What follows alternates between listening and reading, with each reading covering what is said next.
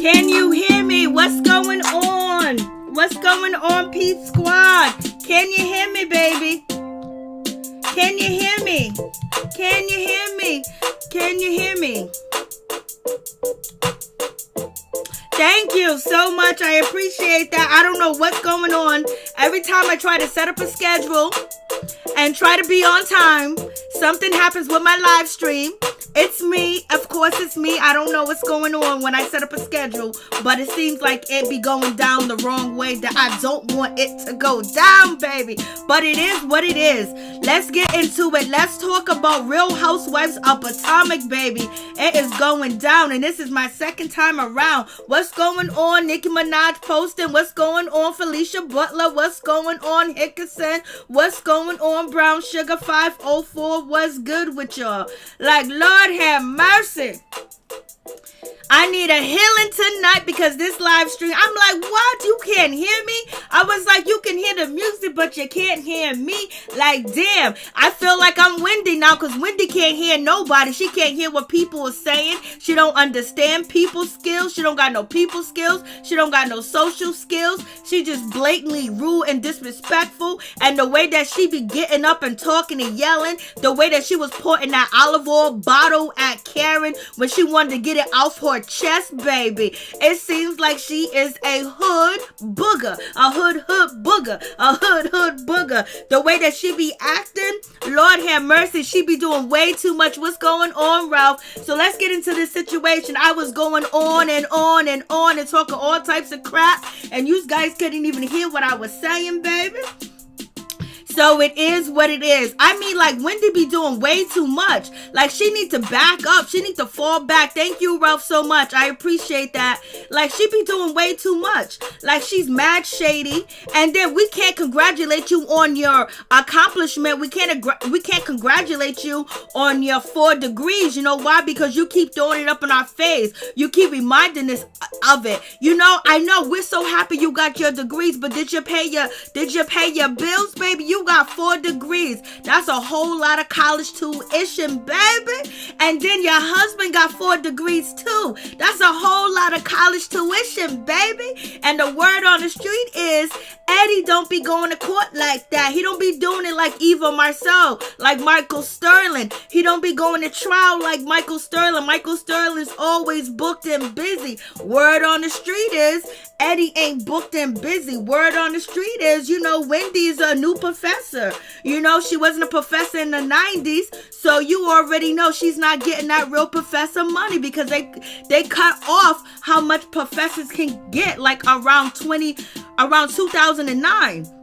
So therefore, when I was trying to tell you guys that she is really thirsty and she needs this job and she needs this money and she don't give a damn about them students over there and being a college professor, because this is where the real money's at. She's saying Karen making that money, Gizelle's making that money, Robin's making that money, even though Robin can't spend it correctly and she fumbles the bag every time she gets it. But it is what it is. You got Monique making that money. You know, they're doing what they do. They get engagements. They do appearances, they do all types of shows, and all they gotta do is look fly on TV, come in, throw a few reads. That will pay her college tuition. For real, what's going on, Mo? How you doing? So that will pay her college tuition. I mean, all them student loans that she got going on. So therefore, when you have someone that's really in desperate need, someone bank account ain't really got all them zeros in it, you know, they gotta do what they gotta do. So right now, Wendy is going to follow the crowd. She has to follow Gizelle and Robin, and she has to poke the finger at Monique. She has to have a storyline because she got none. You know what I mean? It is what it is. So therefore, her following the leader, coming at Ashley, coming at Karen, coming at Monique, it is what it is. And it seems like Ashley was feeling a certain type of way. Ashley is actually telling us about her struggles that she's going through with postpartum depression.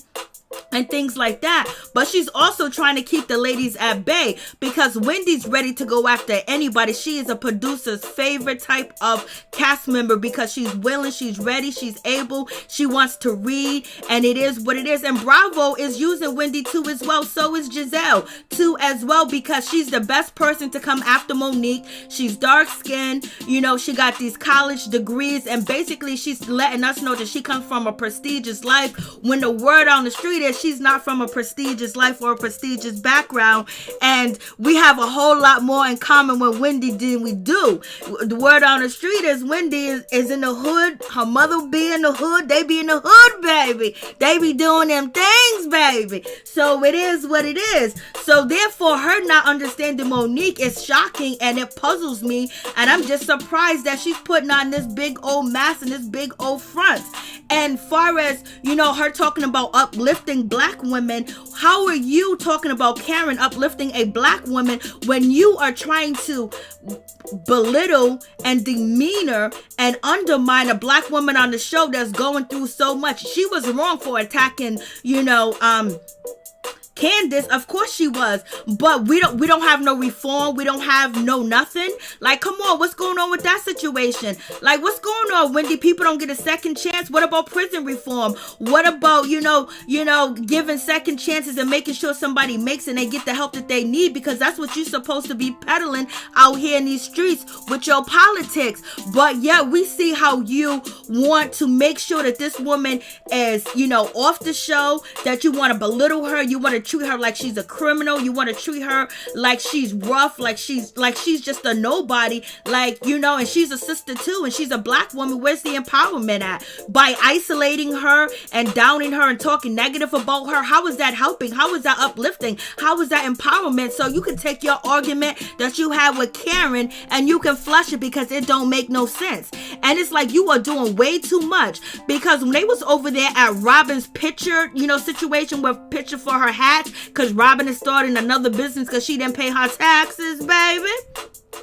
We got that situation. Wendy was sitting over there telling Candice, so how do you feel about Karen? How do you feel about Karen? And Candice said, I don't know what to think because Karen is very supportive. So what is your beef, Wendy, when Karen is being supportive to Candice and Candice is telling you up front, she's telling all of us that Karen is being very supportive. She's being supportive to Candice and she's being a friend to Candice, and she's also doing that to Monique too as well. So why are you trying to hold Karen to the fire? Why are you trying to hold Ashley to the fire? Ashley is doing her best to try to support Candice, not inviting people to, their Portugal trip or anything else like that. But you seem deemed on basically calling out Karen and trying to dog Karen out and try to pull her underneath because she don't got no education. Half of the women that you sit at the table with don't got no 4 degrees, and they ain't worried about 4 degrees, because what is 4 degrees when you owe that money? What is 4 degrees when you can't pay your bills? What is 4 degrees when your income doesn't even cover half of them student loans? Not even close, not even one. So what do 4 degrees mean, baby? Congratulations to you. That's all we hear about, you talking about your degrees. We can't congratulate you because you're too busy congratulating yourself. And why would you have all these degrees when you can't pay your bills? What's going on with that situation? I'd rather be successful and also have money in the bank too as well, not running from this one and that one and owing all this money, baby. And the word on the street is this is your first house, baby, and this is your first house, baby. So what's going on? 4 degrees, baby, and you ain't got no power and you ain't got no money. So what's the use of having 4 degrees when you're still struggling? And it don't make no sense having 4 degrees when you still struggling, baby. It don't make no sense. Like, you doing way too much with your 4 degrees. 4 degrees and still broke. 4 degrees and still broke. You got 4 degrees. Your husband got 4 degrees. So how much money are you guys do owe to student loans? How much money do you guys owe? Like, it gotta be hella money that you can barely pay back. And then you got 3 kids. Then you got a brand new house.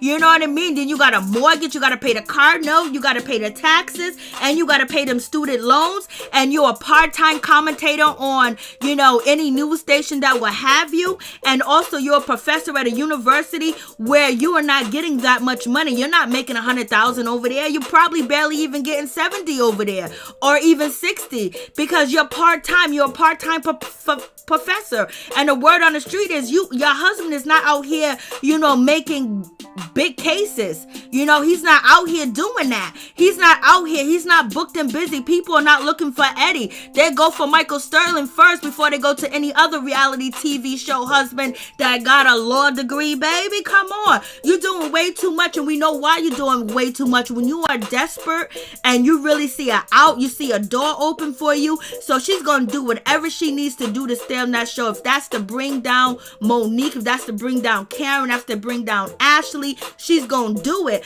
because she's the best person to do it. She's put into that seat to do it, because it look really terrible if Gizelle keeps going after Monique. It'll look terrible if Robin goes after Monique. But having a new girl and supposed to have all these degrees, she's in politics. She's so well-rounded. She's so educated, and having her pointing a finger like a principal at Monique, that makes it much more better than all the other people. So I bet Wendy's a substitute teacher. Lord have mercy. What's up? What's going on, babe boy? What's going on, Cassandra? What's going on, Miss T? What's going on, Nikki? Minaj posting. What's going on, Ralph? How y'all doing? What's going on, Felicia Butler? How you doing, Cassandra? How you doing, Hickerson? How you doing, Brittany? What's going on, Fisher? How you guys doing? What's going on? What's going on, Naomi? What's going on, Mo? I think I said everybody. If I didn't, I'm sorry. So we have Babe Boy 925 was good. Hey, so Wendy's doing the most, and she's very disrespectful, and she's coming after Karen because she thinks Karen's the easy target. But Karen let her know, baby, you may got 4 degrees, but you know what? I'm blessed through God, and I'm blessed that I am successful, baby. I can bail my husband out of debt when he owes money, and still have money in the bank, and still live luxuriously, baby. And I think what's her name? Wendy might be feeling a certain type of way when she saw that lake house that Monique has, and Monique has another house and another house, and Wendy just brought her first house. She got to be feeling a certain type of way too as well. Why not come after her when everybody else want her out the door? When the HBIC like Gizelle want her out the door, and we see Wendy running and kissing up Gizelle's, what? So it is what it is. I was like, Lord have mercy. She's doing way too much. I mean, like, for real. And then right here in this moment, you have Wendy. She's actually calling people to make sure that they register to vote and things like that. And somebody's number was disconnected, and she started laughing, and she said, pay your bill. I was like, Wendy, the nerve. The word on the street is that you owe money and you ain't paying the bills, baby. That's the rumors in the streets. That's what they saying. It's allegedly. We don't know if it's true or not, but you on national TV laughing at somebody when their phone getting turned off. But allegedly, you ain't paying them bills, baby girl. So why you laughing at people? And then they got Gizelle. They got Gizelle with her, her slides on, her toenails barely polished. Do you see Gizelle's foot? The cameraman was being shady and basically pointing out Gizelle and her foot, her feet, and basically making fun of that situation. I was like, they always getting Gizelle caught out there. And then basically Gizelle's going to bring up the conversation that she heard from Wendy. Karen was feeling a little she was feeling a little good. And so basically, Candice is her friend and Monique is her friend, and Wendy just happened to be there. And so Karen opened up and basically told the people that Ray was in debt, and she paid to get him out, and she wants to be repaid because she don't feel like Ray's respecting her. And Ray and Karen are having some problems because he doesn't respect the woman that Karen is now, because she's the breadwinner and she's out there fending for herself, and she's the head of household. They're both head of household. I know her toes were broke for real, BQ. I was like, what's going on? Why are they showing Gizelle's feet, man? And Gizelle was like, I'm sorry, I ain't got no shoes on. Gizelle is trolling. At this point, she is trolling for real. Brittany, never forget those paper plates Gizelle tried to make look fancy. Gizelle in her fashion. Miss T, never disappoint and laugh department. Amen to that situation. So now we got Karen. She meets up with Gizelle, and Gizelle's being shady. She's talking about, Robin's starting her new business. It's called embezzlement. And so Gizelle's being shady, trying to throw shade at Karen because she's about supposed to ask Karen about, oh, you bailed your husband out, you want your money back. So she's being shady. It was like, come on, Gizelle, you need to go to Jerry Springer and say who, and find out who's the father, who's the daddy, or you need to go to Maury. Like, come on, like, you shade, like, these people throwing shade, they should not be throwing shade at all. You know, it is what it is. Find out how many stepchildren do you really have, Gizelle? That's the question. How many stepchildren do you really have? And are you and Jamal even intimate? Even though you said on Watch What Happens Live that you guys are. So you're publicly admitting to sinning, and so is he. And he is a bishop. He is a pastor. And you ain't even a first lady. So, So catch them teas, living all shady, just shady. So she's shading Karen, but Karen's business is doing good. Karen is selling. She's selling at Target. She's selling at Walmart. She's selling at Kmart. She's selling everywhere. Her stuff is always out of stock, and they re-up on her stuff. And Gizelle, your stuff is just never on stock. You know? People ain't really messing with you, Gizelle. What's going on? And we got Bravo making you the HBIC because you got more confessionals than anybody on the show. So basically, her and Robin came here to kind of shade Karen and act like she's Karen's friend, but it is what it is with that situation. I was just like, Lord have mercy. Karen is looking like, oh, so you're going to try to shade me? Karen's like, I came here ready for this situation. I know. She's going to try to shade me on the embezzlement situation. That's what you're going to try to do? And Karen is basically saying, girl, I know you ain't even try to do that. I know you ain't even try to shave me. Come on.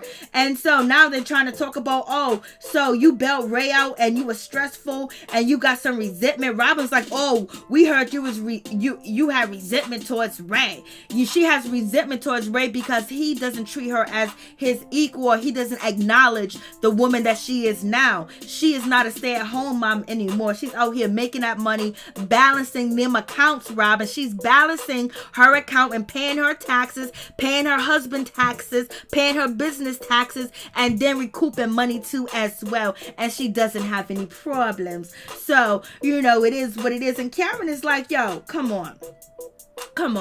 Karen's like, okay. She was like, so Wendy told us this. And then on top of that, Gizelle was being mad shady because Wendy was like, are you going to tell Karen? And she said no. And Gizelle went and told Karen anyway, but they knew they was going to do that because, you know, they separated the group. Even though Karen and Ashley are not tight, they wasn't enemies, but, you know, Monique had bonded them together. So now Monique is out the picture, and now Monique is being iced out. So now they're targeting Karen, they're targeting Ashley, and they're using Wendy to be the mouthpiece of the situation for Wendy to be the shady one. And wait till they turn on Wendy, and what is Wendy gonna do, baby? What is Wendy gonna do when they turn on her? And so Karen said, no, it ain't that situation. She was like, I just called Wendy ignorant because she didn't understand, and she ain't a doctor like that to understand. And basically Karen was saying that when she thought that Wendy would understand since she's an MD, or she said she's a doctor. She said, call me Dr. Wendy. And so Karen said, but she's not a doctor like that, a medical doctor. Basically Karen said that she should be able to pick up that something was wrong with Monique because she blacked out. They got to be a medical term for that. And basically she's saying Wendy was rude when she entered the conversation with her and Candice having a conversation, and she came in because she wants to replace Karen's relationship with Candice and make Karen out to be the bad guy, so basically they can push her out too, to guarantee Wendy a seat, to guarantee if Sharice is coming back to the show, or whoever else they want. So that's why it is very disappointing with Monique acting up and fighting with Candice, because now the Gizelle is playing chess. So now she got Wendy, the professional woman, the woman that can read. She got all the book knowledge to come after these ladies, the ones that she don't like, because she's going to be coming after Ashley. She's been coming after Karen, and, you know, using her to do that. Because, you know, Monique wouldn't stand for that, because Monique would jump in, Monique would say something, Monique would be like, yo, you out of pocket, or something like that. And so now you know, it seems like Gizelle is back in that spot, that number one spot that she wants, because we really don't see, you know, Monique on the show like that. So, Karen's like, whatever. But, then Karen made fun of Wendy. Wendy that came down the stairs. Wendy looks like a football player. Wendy looks like a basketball player. Wendy looks like she can box Floyd Mayweather. She got that slinkly tall build, no defining shape at all. She's just a sling. So it was a perfect word that Karen used. She said she just slithered down the steps because she slings. She got them broad ass, big ass shoulders. I was like, Lord have mercy. I wonder how it feel for Wendy to be in a room full of beautiful women and she's not one of them. I know that gotta hurt too as well. Even Karen looks better than Wendy. Everybody looks better than Wendy. So she gotta be feeling a certain type of way. She got all them baby hairs in the front of her head, cutting off her forehead, thinking that's cute. Baby, you ain't been a little girl or a young girl in a long time, so take them baby hairs and push them to the back, baby. We don't even want to see it.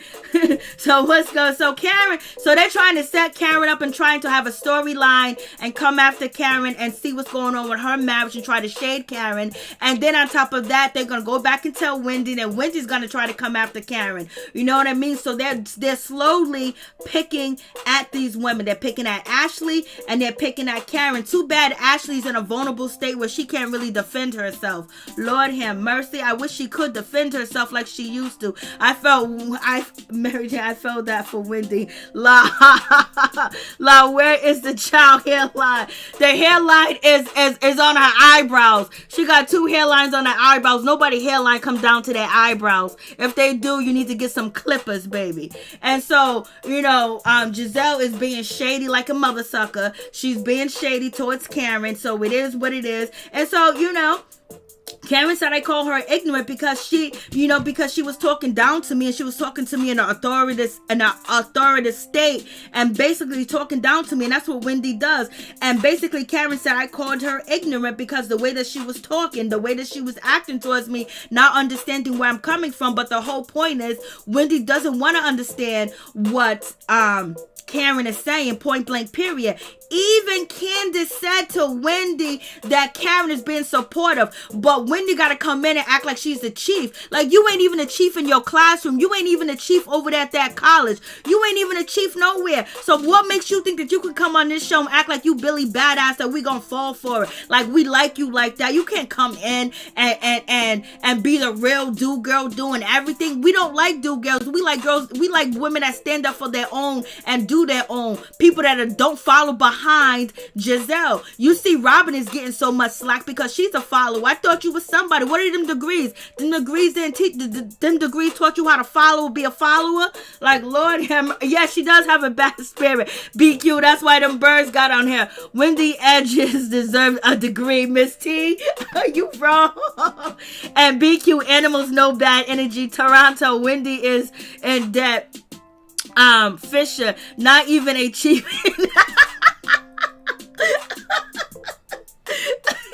This episode proves why Karen is the grand dame.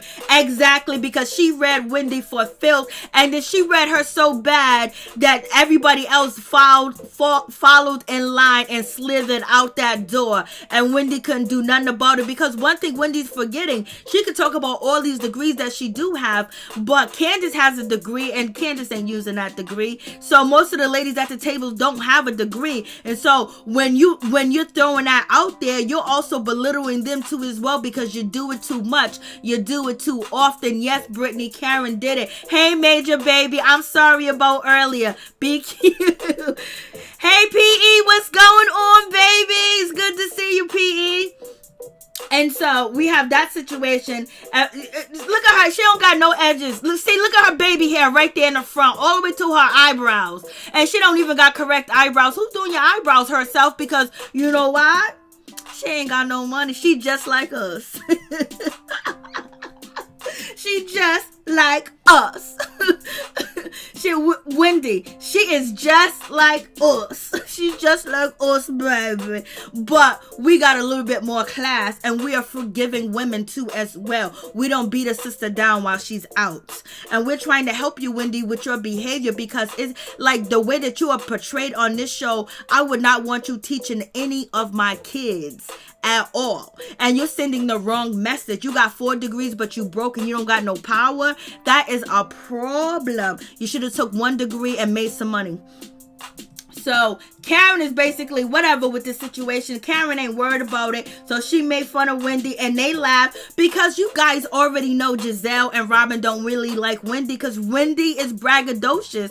And then they know that, you know, Robin probably likes Wendy because Robin ain't the poorest one on the show no more. Wendy has took that spot. So Robin is even doing better than Wendy. You know what I mean? So it is what it is. She don't even got a forehead. She don't got a forehead. Wendy don't got a forehead. She don't got a neck. I don't know where she be getting these weeds from. Look, she don't even got a forehead. Wendy be doing too much. And why you got them pins in your head? Why you got them fake diamonds on, baby? You need to have a yard sale. And so we get to Ashley. Ashley's going through the situation. And you guys know damn well, CC free. I also love Karen. Peak Gizelle is the reason Wendy is coming for her and she will get at her later. Amen. Them pins almost are falling off. You know what I'm saying, BQ? She's doing too much. Bayboy925. I can't wait till Gizelle discards Robin. That's never going to happen. But they're going to discard Wendy. LSW Ralph. You think her lawyer husband can be high price? The shade.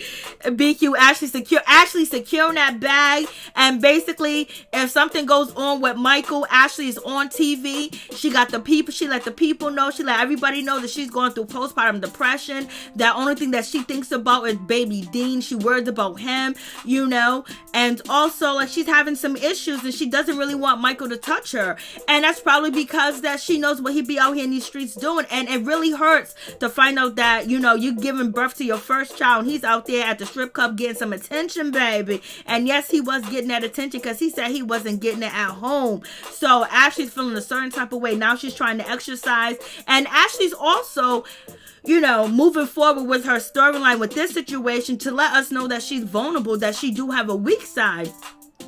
And that's probably the reason why she hasn't came for Wendy. Because you guys already know, you do Ashley too wrong. She's going to bring up your past, your history, your neighborhood where you grew up at, who you used to date. She's going to bring people on. Ashley's going to get down to the bottom of it because she is a great researcher too as well. And she doesn't like the way that Wendy's bragging. Gizelle don't like it either because Gizelle and Robin was happy when Karen came back and read the shit out of Wendy over there at Robin's event because at the same time she's throwing up her degrees, she's also throwing them down too as well because she goes, you don't got a degree, and most of them don't got a degree at the table. I know what's her name? Candice has a degree. I think Ashley went to college, but I don't know if she has a degree. Hey, Monique, what's going on? Greetings to you too, baby. Ashley needs to put her man out. You know she ain't, baby. She ain't putting him out till she get that bag, baby. And yes, Michael be out here in these streets. We don't know what his desired taste is, what he do like. We don't know if he's a part of the LGBTQIA community or not. We don't know. It's up in the air, but there's been so many allegations against her husband. And now if I had them allegations against my man, I don't think I could, you know, hold on to that bag. I would just have to take the pennies that I have and keep it moving. But Ashley, you know, she can weather the storm. And also, Ashley is vulnerable at this moment because she's letting Gizelle, she is letting Wendy walk all over her. She has let Candice walk over her. But when Ashley get her shit back, when Ashley get back to Ashley is going to be hell to pay. And Karen ain't did shit to Ashley so far. So you know who her target's gonna be, and you know Ashley can read and she can throw that shade in and she can get that information. What's up, Witch Hazel? What's going on? Karen and Gizelle are old Judies coordinating a successful show. Gizelle let Karen know that Wendy had loose lips and was spilling her tea. Amen. She was. But hey, Libre, what's going on? You right, Witch Hazel, because Karen and Gizelle go way back. They know they known each other the longest than anybody else on that show too as well. But you know Gizelle got to be shady too as well. And so when they turn out Wendy, it's gonna be crazy. Wendy show off, I am Team Mo. Karen looks like she's 17. Y'all crazy. Ashley's ready. Ashley, wait till Ashley gets ready. sleeping with anything that brings, yeah, amen, Mo, amen. So, Ashley's going through the most too as well, and Ashley wants to defend. She's been trying her best to defend Monique, but she's been getting shut down, and she knows what's happening. They're icing out Monique. That was the plan, to ice out Candice, but since Monique ended up having an altercation with Candice, boom, bada bing, Monique is the one getting iced out, and that's why Wendy is so upset, because Wendy wants somebody off the show to guarantee her that she has that spot, hey Annie, what's going on, that she has somebody's spot, because she's not guaranteed yet. So she's going to do anything and everything. When you are broke and you got money dangling in your face and you can be successful like the rest of the ladies around you, Wendy's going to do any and everything she can do so she can be successful. Ashley, I'm going to need you to get it together and get back in the ball game and start reading these ladies and start bringing up the info, baby, because she can do it. And Ashley is getting her taste of medicine too as well, because the ladies are going to come for Ashley. Talk about Ashley. You talked about, Robin's going to come in. Giselle's going to come in. They're going to talk about how Ashley did them. Ashley, take your licking, but get back up and start swinging, baby, because it's in you, baby. You got it all day. Your mama is your mama for a reason, And so we have Candice. She's doing the damn thing. She has a deal. She's being asked to sign a deal with Chucky. He's a famous producer. And the song was absolutely beautiful. I liked it. I was like, go ahead. But where is it? It's something else I wanted to show you guys. Okay, this right here. Let me take this off. So when Candice was sitting there talking to Chucky, I don't know if you guys could see it, but she had her pants unzipped. Did you see Candice's pants? Why did Candice go into a business meeting, to talk about her music and have her pants unzipped? And so the whole conversation while she was sitting there, her pants is unzipped. I don't know. Even when she got up and she hugged this guy, her whole pants was unzipped. Like, what's going on, Candice? Why are you on national TV with your pants unzipped? And her pants was unzipped the whole time. How come production? How come nobody didn't tell her that her pants was unzipped? That's kind of shady. She's trying to get that record deal. Oh, BQ. Ashley needs to leave Michael. He doesn't respect her. You already know the deal, but we know what Ashley's trying to do. She end up getting that agreement, that marital agreement, amended to get more money and more money and more money. So she's sitting there the whole meeting. BQ, that was a good one. With Hazel, Toronto. Maybe she's trying to leave the white man. Y'all are on the money. Look at LSW with the freeze face. Y'all crazy. So she's sitting there with her zipper. She just sitting there talking like, hey, baby, Gossip Girl 20, what's going on? Gossip Girl, so good to see you, baby. Bay Boy 925. Can Karen leave Ray already? She ain't gonna leave him. She still love him, baby. Really, how much did that cost Chris? So she's sitting there with her pants the whole time, sitting in front of that guy the whole time with her shit unzipped. I was just like, Lord help us with this situation. And then you got homegirl that looks like Katie, and you guys heard the rumor too. Katie said one of the ladies from last season tried to get in her bed. She said one of the ladies tried to get in her bed. I was gonna talk about it, but I totally forgot. And so I'm just like, Lord have mercy. And Gizelle got the fur on with the sandals. At least Robin came through. She came through with a little something on. It's just like, Like, Lord. And so now we have Gizelle and, Robin being messy. They are, basically getting Wendy to go, because Wendy doesn't like to be questioned. She doesn't like for you to question her authority or question anything about her or have an opinion about her, because she thinks so highly of herself, and that's fine. But you got to understand people, and you're not coming off as the people's champ. You know what you're coming off as a condescending person. You're coming off as somebody that's trying too hard. You're coming off as somebody that wants to be picked so bad. And we can tell by the way you look, by the way you carry your eyebrows, the way you carry your baby hair on your forehead, that you just ain't it. The outfits that you wear, the way that you like slug your body, the way that your shoulders, like you be lifting weights, like you be running with Mike Tyson, what you be playing football on your spare time, what you be doing instead of watching soccer. soccer? Are you out there playing soccer? What's going on? Are you lifting up trucks? Are you a mechanic? What are you doing, Wendy? Wendy, there's no softness to you. There's no softness to you. There's nothing nice about you. Only thing that's nice about you is when we see you with your kids, and that's it. And then we gotta hear about you bragging that you pumped your breast all week long so you can have enough milk to take on a trip.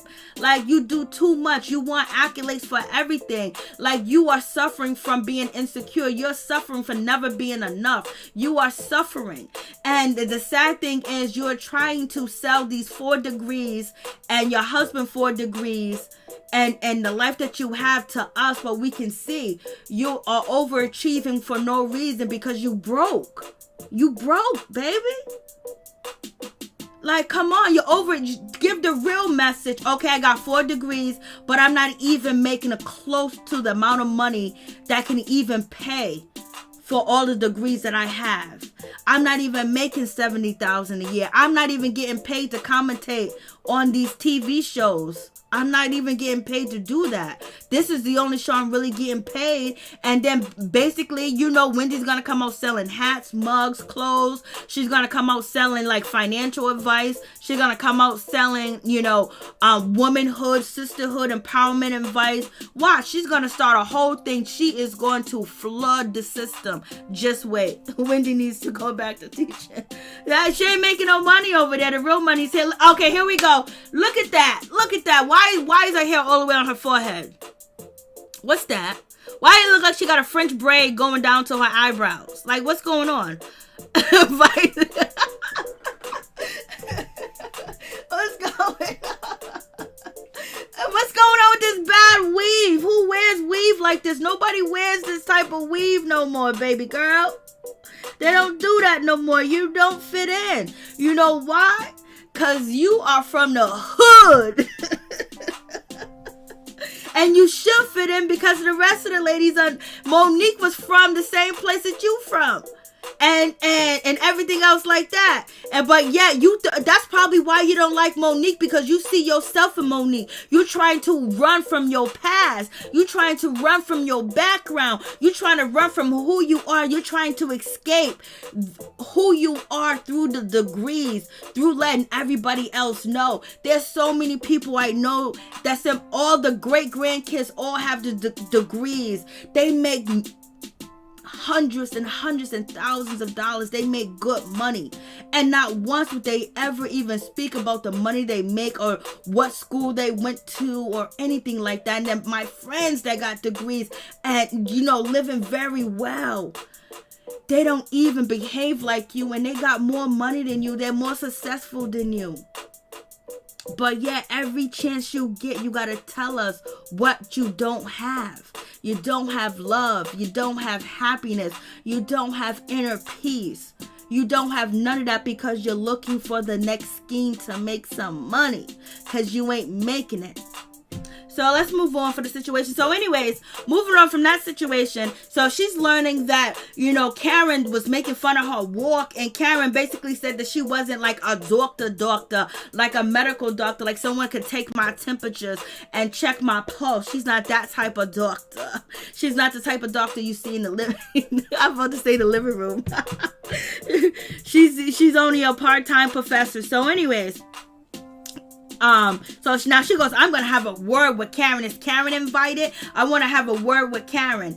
And so, back to Ashley and, okay, where is it? Back to Ashley. I skipped this part with Ashley. Let's see if I can find it.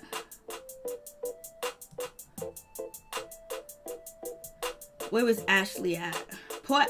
Ashley's going through it, and these ladies gonna make sure she feels it. I don't know where. Okay, right here.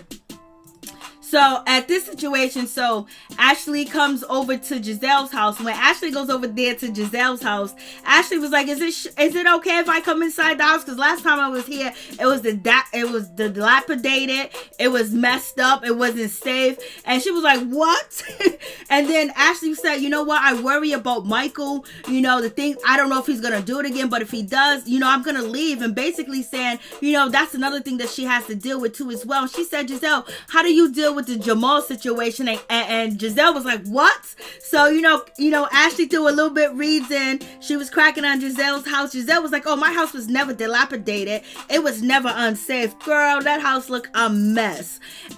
But now it looks beautiful, and you did an excellent job in designing your house. Your decor is on point, but your outfits is not.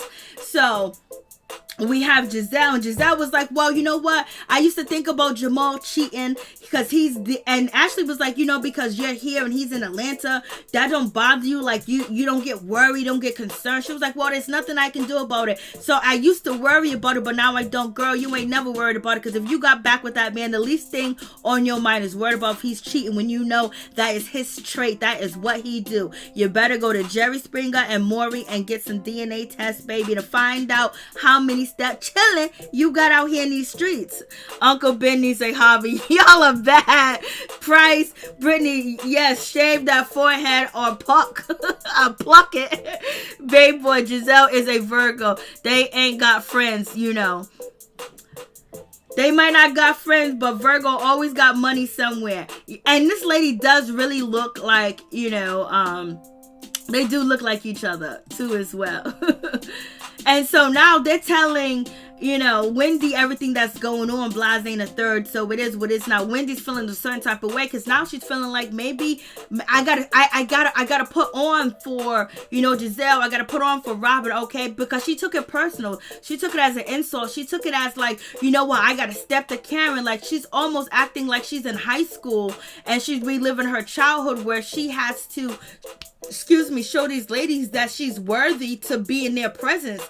And that's sad that you got to do that for these ladies, because they ain't better than nobody. Robin stays in debt, and Gizelle is trying her best to keep it going. She's trying to hold on. She even got Jamal to come back. Hold on with me, baby. And so now this hair, it looks like plastic hair. It looks like Barbie doll hair. Doesn't look real. Doesn't look like she washed it. Doesn't look like she moisturized it. Doesn't look like she put any oil in it. Doesn't look like she did anything to it. She just thought that having a forehead full of hair in her face and having this weave, straddle back behind her that looked really like a mop on her head is all right. Okay. And then she got the football shoulders with the jean jacket on. And you need to not insinuate anything that you wear that will insinuate or will bring attention to your shoulders and have your shoulders stand out, because it looks like you always carrying shoulder pads, double shoulder pads on your shoulders, baby. Look like you been all them books you've been carrying and you got nothing to show for it. Lord have mercy. So we have, Miss Candice, she walks in like the supermodel, looking good, and they're all happy because Gizelle and Robin's happy because right now, Candice is being used to go after Monique. Candice, putting Candice on a pedestal, babying and pampering Candice like she always wanted to be and be accepted by these ladies, and having Gizelle and having having Robin, kind of like cater to her because she has a huge storyline and she is the biggest one that is, can actually get rid of Monique, and since Bravo hasn't got rid of Monique and Monique is still there, so let's bring the storyline in. Let's get the outrage, let's get the people upset, let's get the people mad. And maybe Candice think that they really care, but they don't care. Candice at this moment may think that they really care about her, but at the end of the day, when Candice hopped on Instagram, she realized they ain't her friends. It is what it is. And see, look at look at that straggly weave hanging out of Wendy's head. Oh Lord, look like she got her Halloween hair on. And look at them football shoulders. Lord have mercy. She's ready to say hop, 1, 2, 3, 4, catch. So you got that situation. She's getting played, and Wendy's getting played too, but Wendy's okay with getting played because she needs that money. So now, it looks like Ashley knows it's about to go on. Robin knows what's about to go on, that Wendy's going to try to come after Karen, and she does. And so they know what's going to go what's going to happen. And we have Ashley that's planning the trip to Portugal, and basically she was told not to invite Monique, and not to invite Monique, and Gizelle said, I'm not coming, Robin might not come, and Wendy's not going to come. So right now you got Gizelle using the numbers for anybody that has an event. If you invite, Monique, we're not going to come. So you're all already isolating her. And Ashley said the thing, she's not going to do it again. She has learned her lesson. Of course she learned her lesson. She may not be sorry for what she did to Candice, but she know what she did that really messed up, because these ladies are using that to dog her out. She gave Wendy a storyline. She gave, Gizelle a storyline, Robin a storyline. They can constantly, poke at her and try to ice her out. And then her friends on the show like Karen and Ashley, they can come after them, and knowing that Monique ain't gonna say nothing, because Monique is a force to be reckoned with. She's not gonna let somebody pick on somebody in front of her face that's her friend. So it is what it is.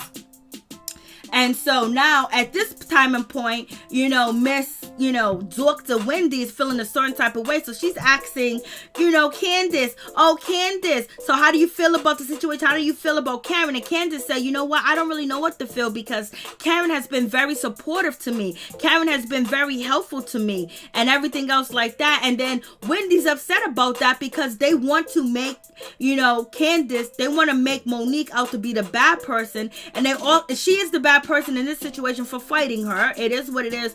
But she's trying to make Karen out to be the bad person. And so Candice is saying to Wendy that Karen is supporting me. So why are you on Karen? Why are you attacking Karen? Why are you coming after Karen? What do you mean hold Monique accountable? She's doing what she's supposed to do. She got two friends. They got into an altercation, and she's supporting both of them. That's what human beings do. They don't pick a side most of the time, especially if they're loyal to both and they care about both. So come on. Just because you don't have no friends doesn't mean everybody, just because you want to make, everybody on this show your besties. So they're going to be going to Portugal. Wendy guessed that she better guess where they were going, because she got 4 degrees. And you know what I mean? And she said, she didn't say the degrees help. It was watching soccer. So, if anyone should answer the question, it should be Karen. It should be Wendy, because she got 4 degrees. You got 4 degrees. You better know every flag, baby. So now you have Wendy being all nasty. She's pointing a bottle at Karen's like, oh, I thought, Karen, I gotta talk to you about something. I need to talk to you, Karen. I need to address something, because we're going on this trip and all this other stuff. But before we get to that situation, let's get to Gizelle. What did Gizelle do? So Gizelle being shady, when Gizelle arrived to, Robin's, event where they're going to take pictures with the hats so they can model the hats. And so Robin can sell the hats online. Gizelle said, I'm coming here to help a friend. I'm coming here to be a model because my friend has some IRS debts. I was like, she said it's like $1,200. And the cameraman or the production had to tell her, no, it's like $90,000. People tell me they got to talk to me. I walk away so quickly. Gossip Girl 20. Facts. Hey, Miss Chrissy Baby 123. What's going on? Hey, Major. Hey, Jones. Hey, Bailey. What's going on? Gossip Girl 20. So good to see you. So good to see you, Miss Chrissy Baby 123 Toronto. 1,200. I know, but it's not 1,200. It's not. She was trying to be cute, but Gizelle also shaded Robin, talking about I'm coming to help her. Take some pictures so she could pay her IRS bill. Like, why you even gotta bring that up? So Gizelle is game on, baby. Monique is smoking hot and she's rich. They mad. Go ahead, babe boy 925. And so, now we have, especially if anybody should be mad, it should be Wendy. She got 4 degrees and no money. That she looks like Jermaine Jackson. Facts with the hair, the facial hair on the forehead. Facts right there. Who said that? Miss Carrie. Facts, Miss Carrie. Facts. Hold on. Let's see if we can find that picture again. Where is it? There we go. Jermaine Jackson. Yes. Damn, I swear, Bravo just delivery bring garbage folks on these shows. Gossip Twin, I know. Like, you know we're going to have to put up with her for a while. You know they're going to keep her on the show because she's willing to do anything. So we're going to have to put up with her forever. 11, I know. So back to her. So now she got this. So now she's pointing a bottle at Karen. Like, why are you pointing a bottle at Karen and saying, I need to talk to you? And she's doing it in an aggressive manner. She's doing it in an authoritative manner too as well, which Karen called that out. And she's getting ready to read Karen and basically, you know, show Gizelle and Robin that she's worthy of being on the show and being a contender, so the girls can vouch for her too as well. And so she's gonna do it. I was just like, she just doing too much. It's all, Karen, I need to talk to you, you know, and she's like, basically, I need to talk to you. You said something. I thought we supposed to be supporting black women, and you're about women empowerment. You're about black women. You're about this, and you know, why are you not congratulating me on your degrees? I can answer that for you because you always talking about your degrees. We can't go with hearing every episode. We gotta hear about Wendy's degrees. And she goes, you're supposed to be celebrating me. And then, you know, I'm not a doctor, a regular doctor. So now she's going in on what Gizelle said. And she said, so you're making fun of that I'm not an MD, but I do, you know, there's different type of doctors and blase and the third. So she's saying it. But also, this is what I like about Karen. Karen said, you know what? I'm not even going to get mad at you, Wendy. I know it came from Gizelle. She told you in a negative way. It didn't matter what way Gizelle told Wendy. Anytime Karen is questioning or have a question, or anybody is asking questions or basically saying anything about Wendy, they could just be asking a question because they don't know who she is. She takes it personal, especially when it's Karen or Ashley. She takes it personal, and they didn't do anything. Ashley didn't do anything to her. She came after Ashley. Karen don't like her because they know each other. Karen knows her background. Karen is being nice, not exposing Wendy. She's being nice. And you already know, if Karen knows, Ashley knows. You already know Ashley did her homework. So anyways, so she's coming. So Wendy's like, can I talk to you? You know, can I talk to you? Like, so basically, she's like, you're making fun of my walk and stuff like that. So she is basically and she's loud with it too as well. She's not really asking a question, and she's being kind of threatening, in my opinion, with pointing that bottle at Karen. Like, is she gonna drop it, or like, you know, she's in charge? And baby, you not in charge. You are just a guest, and we hope that they get rid of you, but they gonna keep you because you the do girl. It is what it is. And so she was like, ain't nobody here. You don't have a degree, Karen. Karen said, I don't need a degree. You know what? I'm, thank God, and I'm successful. And, you know, basically, I built myself. I built what I have. And my husband is a doctor. He got a doctor behind his name, too, as well. And she was like, you call me ignorant. You call me ignorant. And she was like, I'm not ignorant. I got these degrees. Like, so it's just so much when it comes to, you know, Dr. Wendy. You know, she feeling a certain type of way. I got an education. She goes, you don't have a degree. And Karen's like, yeah, I know I don't have a degree, but you know what? My mama told me one thing: saving grace is having common sense, and that's something that you don't got. That you don't got common sense. You don't got no common sense. What? She don't got no common sense at all, because if she had common sense, she would have addressed Karen a different way. She wouldn't try to belittle Karen in front of the ladies. And how did she know Gizelle was telling her the truth? And then on top of that, she told Gizelle, she asked Gizelle, you gonna tell Karen? Gizelle said no. And so then, you know, Wendy was like, okay, cool with it. But now you know Karen is saying something about you because you went and told Karen's business, that she told you guys what she was feeling comfortable with you and opening up while she was around you, which you guys wasn't getting along, and she was having a girl's moment with you guys, and you ran to try to tell Gizelle and Robin to point the finger at Karen to make it look like Karen is having some problems, when the person that's really having the problems is you. You got all the problems. You and your husband, baby. So, you know, you got that situation. And it's just like when she said, my mama said saving grace and you can't buy it and I got it. I was like, ooh wee. And she couldn't argue with that because she don't got it. And she goes, oh, you said you questioned something about me being a doctor. Like, you know, she's like, I know you're not a medical doctor. And she was like, yeah, there's some, and then, Wendy goes, there's some people that have 10 degrees that is ignorant, And so Karen's like, that's what I'm talking about. That's what I'm saying.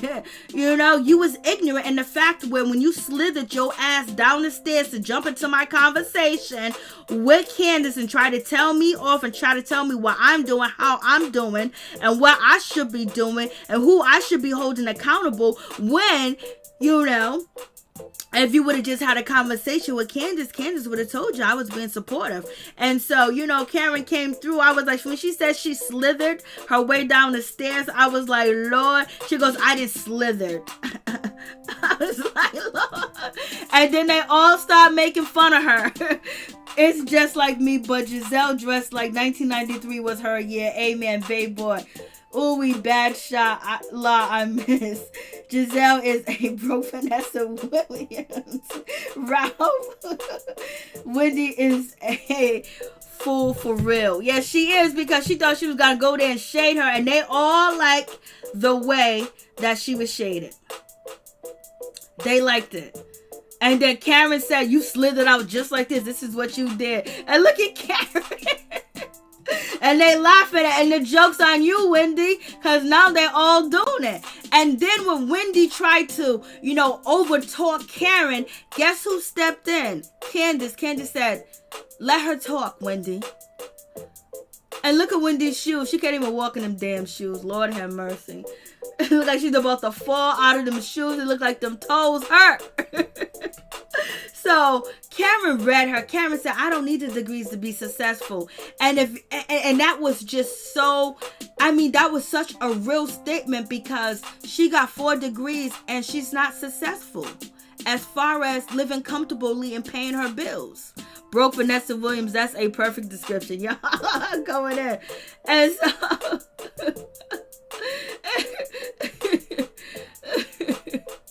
they got Wendy. At the end of the day, Wendy was made the joke of. And then we have Candice. Candice is upset because Monique is firing back. Monique is basically, she is countersuing. And Candice is upset. She said, I can't believe she's doing this. What do you think she was going to do? She was going to fight back. You're calling her ghetto. You're calling her ratchet. You're calling her hood. You're calling her all these names. She's still smart, baby. You think,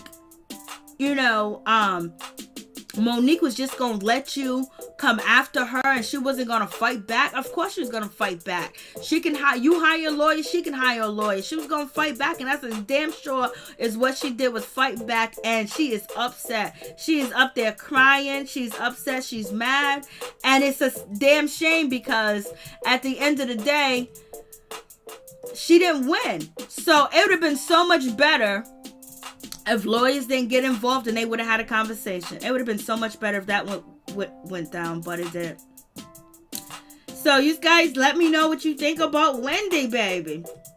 What you think about this episode. Tell me, you guys, what you think. I was like, Wendy, you trying too hard and you doing too much for no reason. The first, 3 episodes, you were so likable. Like, what happened?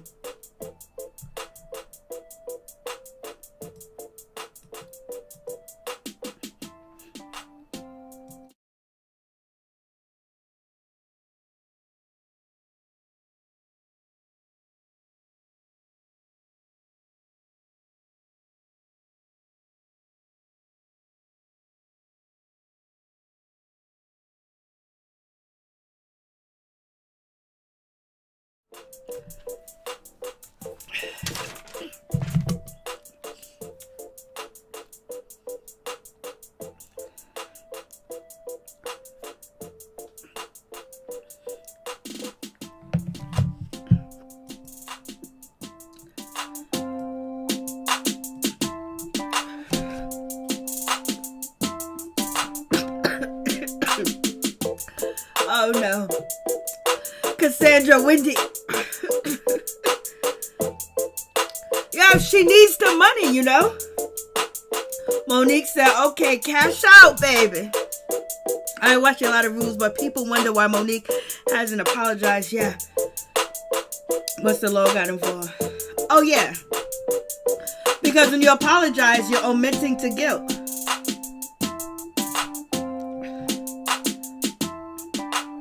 And anything that you can say can be used against you when you're talking to an attorney. So, and she was still upset.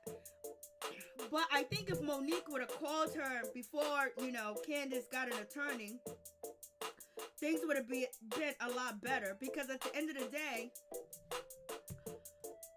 Monique spent money on a lawyer, and Candice had a lawyer, and she had to get a lawyer too as well, and it didn't work out in her benefit. And now Candice doesn't really like Gizelle, and she called Gizelle and Robin out, and then she's not really cool with them, and she knows how they are. It's like that friendship is wasting. They could really had a bond, but it is what it is. When you should have focused on her real issues instead of the BS. She can't tell us her real issues, because then she won't be living up to the name that she's been presented on this show. So Wendy is a good person to come after Monique and hold Monique to a fire. Oh, she has standards. She has morals. She got 4 degrees, so whatever she says goes, because she's so smart. So using her to chastise Monique and chastise anybody else that's supporting Monique is actually a good thing. It's actually good. So, it's good for Gizelle. It's good for the storyline. It's good for Bravo, because, Bravo is having, all this, support black women, this and that. You had NeNe calling out Bravo. You had, Mariah Hud calling out Bravo. And so having Gizelle, when Gizelle right now is being used, vice versa, she's using them and they're using her, to basically promote a lot of different things, because Gizelle's been out here promoting. She got an extra show, she gets more camera time, she gets more confessionals. So therefore, having her coming after Monique and leading the charge is not a good look for Bravo. So having Wendy do it, and having a dark-skinned woman do it too as well, and then one that has all these education and then have all these kids, it's easy for them to accept it, for the public to accept it. Oh, you know why Babe Boy's on airplane mode? My bad. So the new phone should come next week, next Saturday. Okay, try again. Let me see if I can find you. I'll just call you.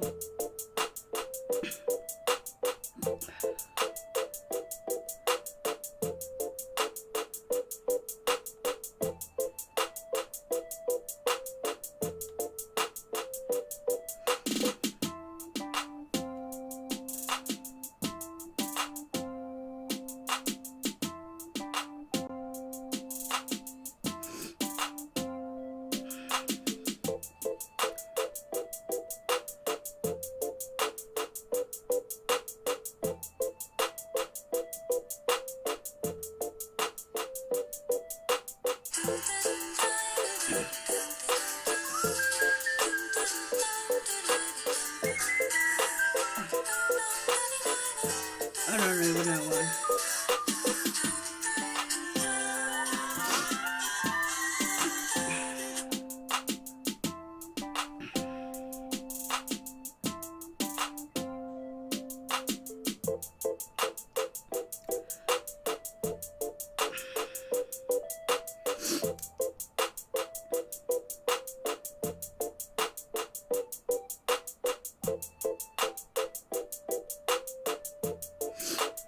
Oh shit.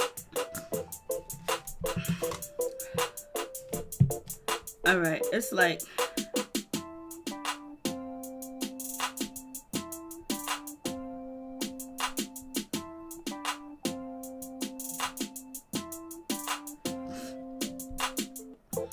I tried to answer it, but it was like too many calls coming in at once, and it didn't let me. Let's see. See if I go back.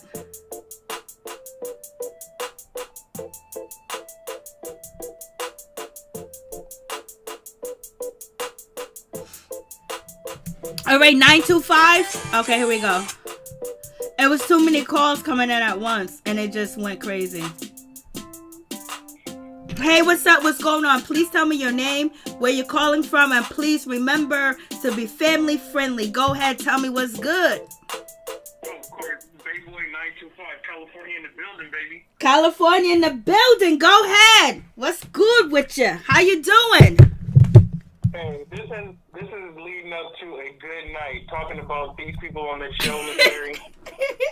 Man, I cannot with Wendy. She is getting on my nerves so bad.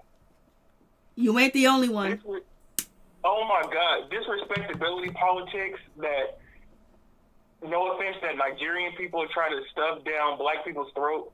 We've been dealing with these people for over 400 years. We know what white people are about. They was like this to us when we were in chains, during Jim Crow, to now Breonna Taylor being shot. This has always been the situation. I don't think Nigerian people really get it. Yeah, and the way she's using her platform and the way she is talking bad against Monique, should Monique have beat up Candice? No. The Candice deserve that? No. But it's like, how far are they going to go with this? This is the season, baby. This is the season. Man, this is crazy. You should never, ever want to come up off somebody's misfortune so bad to where you steal their job like this. Exactly. Facts, again, words. Come up off of somebody's even misfortune. Facts. Fact. Not even trying to be funny, but dang, is this how Nigerian people act? Because I've had a couple of bad experiences, and I feel like Nigerian people have always acted like this at all of my jobs. And you know what? I understand what you're saying, but there are still some good Nigerian people that you haven't met. I do know a lot of good Nigerian people, especially the ones that understand what is actually the system and not trying to be the system. You know what I mean? So I get what you're saying, but there still are some good ones, you know? Yeah, no, of course I have not met all Nigerian people, but every job that I ever had, they always come in like a hurricane, trying to do everything, trying to be out in front of you, trying to tell on you, trying to hold you accountable to stuff that doesn't even make any sense. It's weird. I heard a Nigerian person say exactly what you said the other day. He said when he comes to the jobs, he comes in. When he goes into the jobs, him and his people, they come in and they take over everything. And just, but he says he's not like the way that you describe, but they do come in. And yes, OG is Nigerian and she is good. I know, baby. And that's why I said all Nigerian are not bad, but his experience that he has experienced has been like this. Yeah, I feel like OG is annoying too, and she's not that pretty, to be honest. You don't talk about my girl. That's my girl. But go ahead, keep going. You got your right to your own opinion. Go ahead. This is a freedom of your opinion. She's very annoying to me, and I feel like she antagonized that situation too on that other show, and then tried to hide her hands a little bit too. Go back to Wendy. Go back to Wendy. Yeah. Back to Wendy. I feel like she's very, very annoying. I feel like her edges are tattooed on. I know.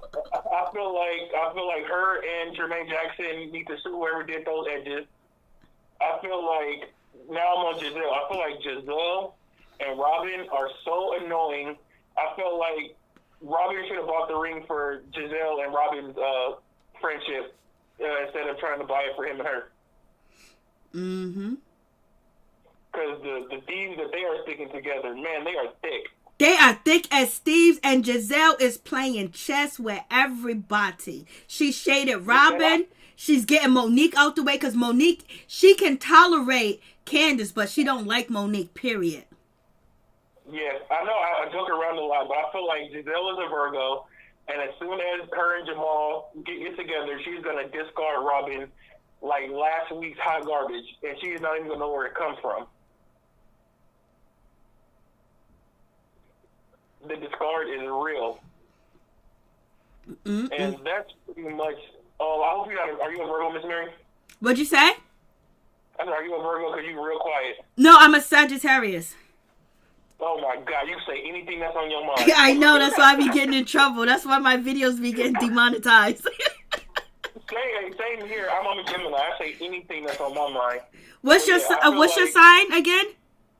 I'm a Gemini. So you got all type. You be flipping on a mother sucker. No, not really. I stay true to myself, but if somebody make me mad, you're going to definitely know about it. Do you wake up with mood swings? No, not really. I'm pretty much myself, but I'm real laid back and real cool. But if you come across me or if you do something to step on my toes, I'm not afraid to knock your ass down. So most definitely. But yeah, the ladies on this show are acting very, very weird and childish. Wendy, Gizelle, Robin, Ashley is messy too, but she's not as petty as them right now. That baby that really grew her up. yeah, but I think I'm waiting for her to snap into it because they trying her. They trying her the long way. I honestly feel like she's going through too much at her house to even be in tune to what they going through in this little petty beef. That's true. Because it's petty. It's so petty. Like, it's a reality show. What do you think you signed up for? You didn't sign up. This isn't the real professors of HBCU. This is the Real Housewives of Potomac, Bravo style. People get into fights all the time. Do y'all want her to go to jail? Do y'all want her to lose everything her business is? Do you want her husband to be broke? Like, Monique can't help it. She's very beautiful. She has a rich husband. They own properties. They have beautiful kids. She has a beautiful bird now. It's like, what else do you want from her? If you can't beat them, join them. It's a real thing. But how would you feel if you went and you got 4 degrees? Thank you so much, Miss Chrissy, baby. 1, 2, 3. I appreciate that. How would you feel if you have 4 degrees and you looking at the woman that just went over there and snatched Candice doing better than you? I mean, how would I feel if I was Wendy and I seen that? I'm saying, you see how, hey, what's up, Special Mills 1? You see how, Wendy has 4 degrees, her husband has 4 degrees, and they struggling. And then you look at Monique just dragged somebody, and she's doing way better than you. So it might be something internal that she has against Monique. I honestly think that she has something internal against the black community, to be honest. The things that she says and the things that comes out of her mouth are very anti-black, to be honest. To me, Wendy, she seems like almost a racist. Like, if you didn't see her and some of the things that she is saying sounds very racist, like almost an old conservative white man could say. Mm-hmm. She's not a part of our culture. And I think that just because people see black skin, they think that certain people are going to be down for them. Her job, when she came in like a hurricane, and that mentality is to divide and conquer.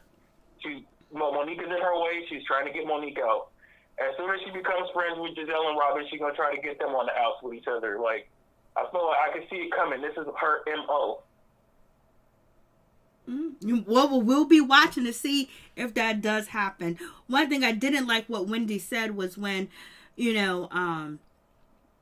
she goes, I can't be like around Monique and what she did to Candice, which was wrong, not a good look. But she goes, I can't be around her like that because I'm trying to get a seat at the table. I'm like, we ain't trying to get a seat at the table. We are trying to invent the table, make our own table. We're not trying to sit at the table with nobody because the table that you want us to sit at is the same table that's been there for 400 years and been doing the same thing. So we need to create our own table. We're not trying to be at that table. And and the way that she keeps saying that, I empower black women, I empower women, I bring women up, but I uplift women, I bring women up, and what Monique did was that, and basically she can't be sitting at the table. But if she understands, if you're trying to bring everybody to the table, you're gonna have all different walks of life, so therefore you're gonna have some people that have felonies, some people that have misdemeanors, some people that grew up impoverished and don't have as much education, but you need them at the table too as well because they play a part. But she's trying to isolate only certain women should be at the table and only certain women should be uplifted, and that's what I don't like. See, yeah, you're right about that. Amen to that. And this is the thing. Like, people like her confuse black girl magic with black excellence. Black girl magic and things like that, it wasn't for, I'm not trying to say it was to exclude, people with degrees and things like that. But black girl magic is for the everyday working mom who doesn't have much, who was able to provide for her kids by any means necessary and still keep her dignity and do it day in and day out. Black girl magic is not for somebody that's riding around in a Ferrari has, houses and, amassed of, fortunes and wealth and stuff. It's for the everyday black woman or black person in America who identifies as a woman. And I think people like Wendy sort of get it twisted. Like, it's all good to have 4 degrees, but what good is 4 degrees if you think somebody should get into a physical altercation and go to jail? What is good is 4 degrees when you got no power? What are 4 degrees when you got no power? You can't change nothing. Right. And let's just say she doesn't have a degree in freaking, in neuroscience or in, something that could actually help somebody. Her degrees are very superficial. She's not an MD.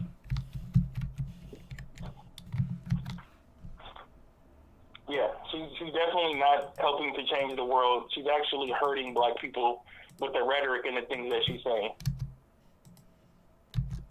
She came on to play a part. She came on to play a part. She's playing that part very well. But I feel like if she does, I feel like she will be back next season. She is going to be. You know she is, because we don't like her. If we liked her, she wouldn't be back. And we got to watch this kind of thing, because if they start moving in the direction of the Wendy's and the David Adefesos of the world, it's going to look bad for black people.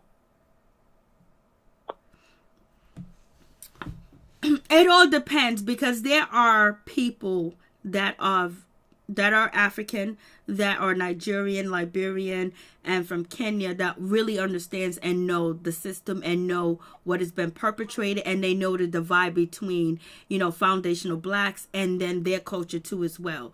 But, Yeah, but you know what? That just has not been my experience. It's always, to me, been a divide and conquer kind of technique. I know. I totally get what you're saying.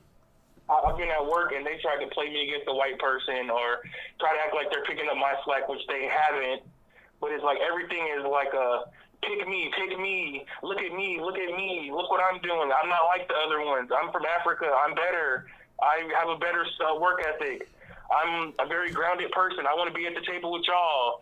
It's like all that kind of rhetoric is just not good for Black Lives Matter at all.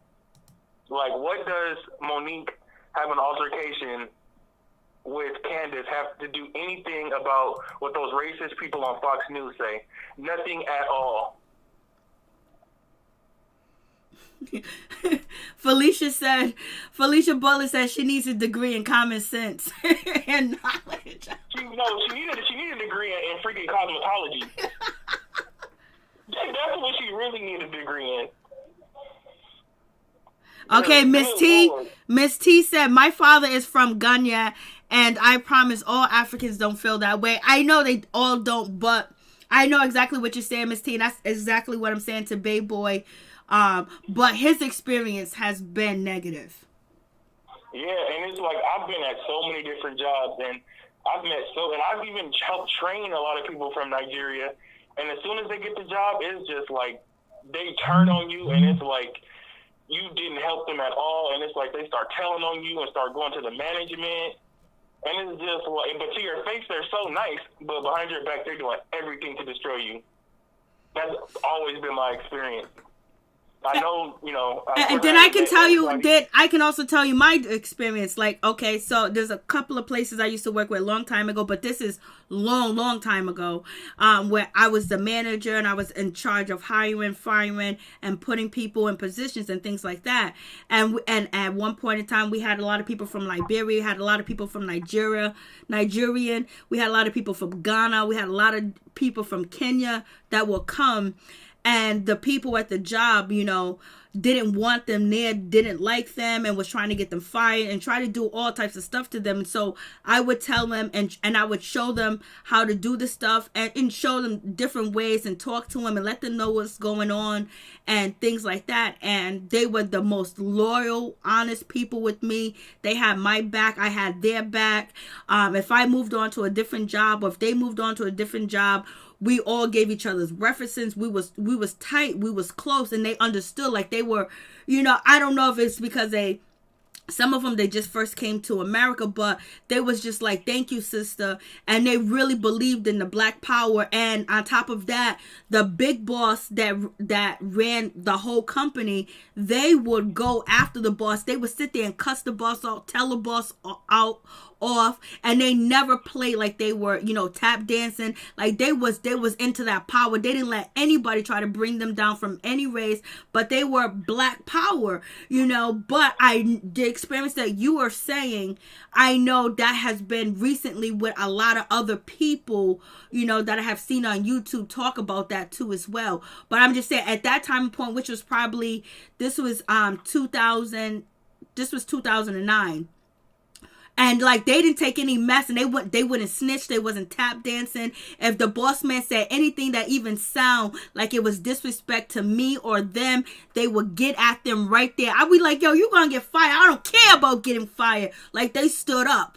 But but I do know there are some, that have words for, foundational blacks, what they call them akatas and stuff like that. So I do know that. I know they created that word akata, for foundational black people too as well. So there are some good and some bad. But it just so happened your experience has been very bad. Miserable, no. He said miserable. I know that feeling when people are snitching on you, trying to get you fired, telling on you, be like, yo. Yes, it's always been something. Like, they was always going to management on me, always complaining about, always bringing up, like, why do black people do this, and why don't black people ever have a dad, and why do black women always dress like this, and why did you guys' hair do that, and it was always just a weird kind of dichotomy. I don't know. I can't really explain it. It was always very uncomfortable. I understand. So, what is your thoughts on the show tonight?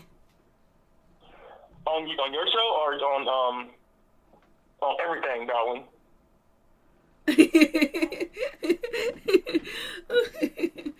So we're going to see what's going to happen. We're going to see.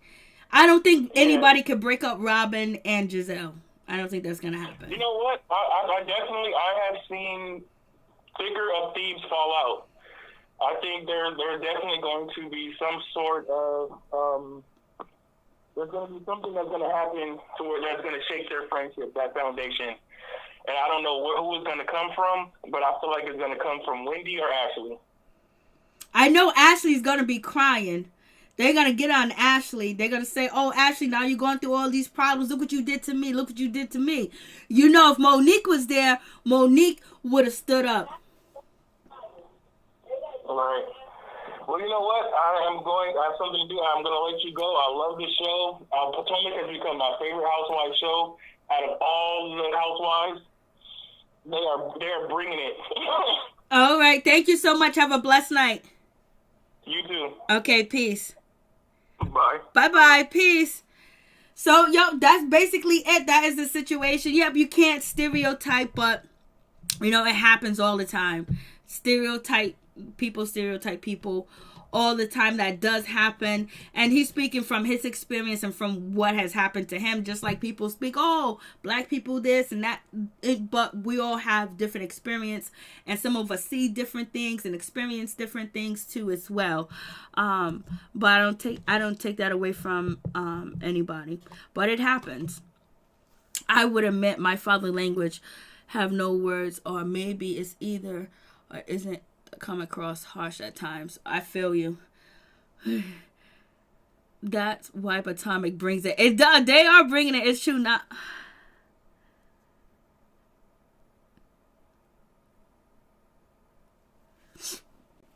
Yeah. So, you have that situation, but it is what it is. So is there anybody else that want to call in? Anybody else got anything to say? Because, baby, we've been here, but Gizelle is with a black man. Giselle's with a black man. She's with Jamal. You can't get no blacker than Jamal, Ralph. Jamal, baby. Jamal, you can't get no blacker than that. Oh, hey, what's up, Norris? Tony, what's going on? How you doing? Yep. So, people, sometimes there's separation, sometimes they're not separation. There's some people that understand, foundational black people, and there's some people that don't. And there's some foundational black people, that don't understand the other cultures and things like that. And, sometimes there is like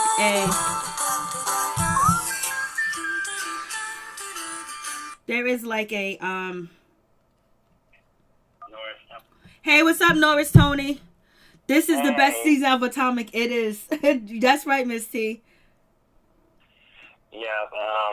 Actually, I agree with what Baby Boy said about that baby. Growing on her as far as maturity goes. I mean, she ain't been going in on the ladies like she used to. And I think that's good that motherhood looks good on her so far, because motherhood, I think, can change and probably will change, how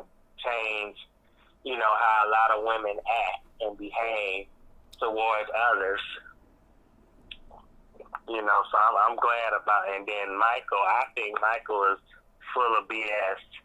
Him trying to go to counseling. I'm glad that they going to counseling, but for some reason I think he gonna slip up and mess up again.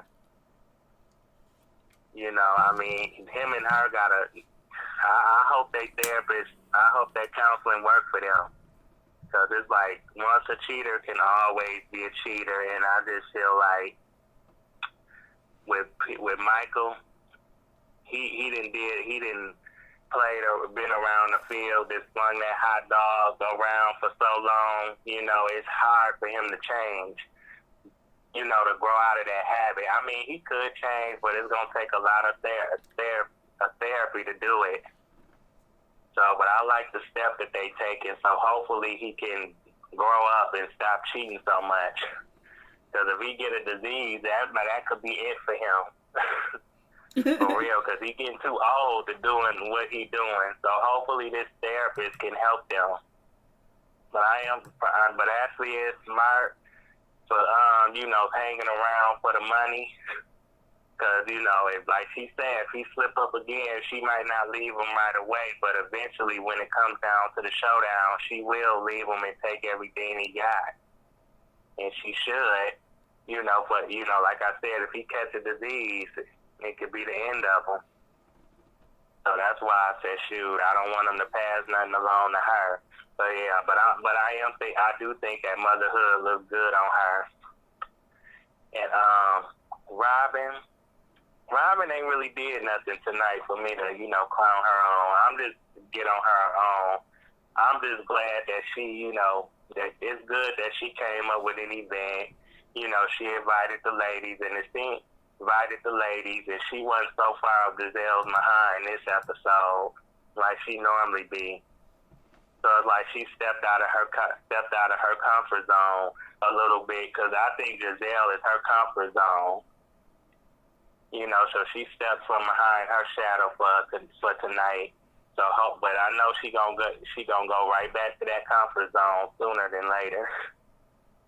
And Gizelle, Miss Popstar, she was pretty good tonight.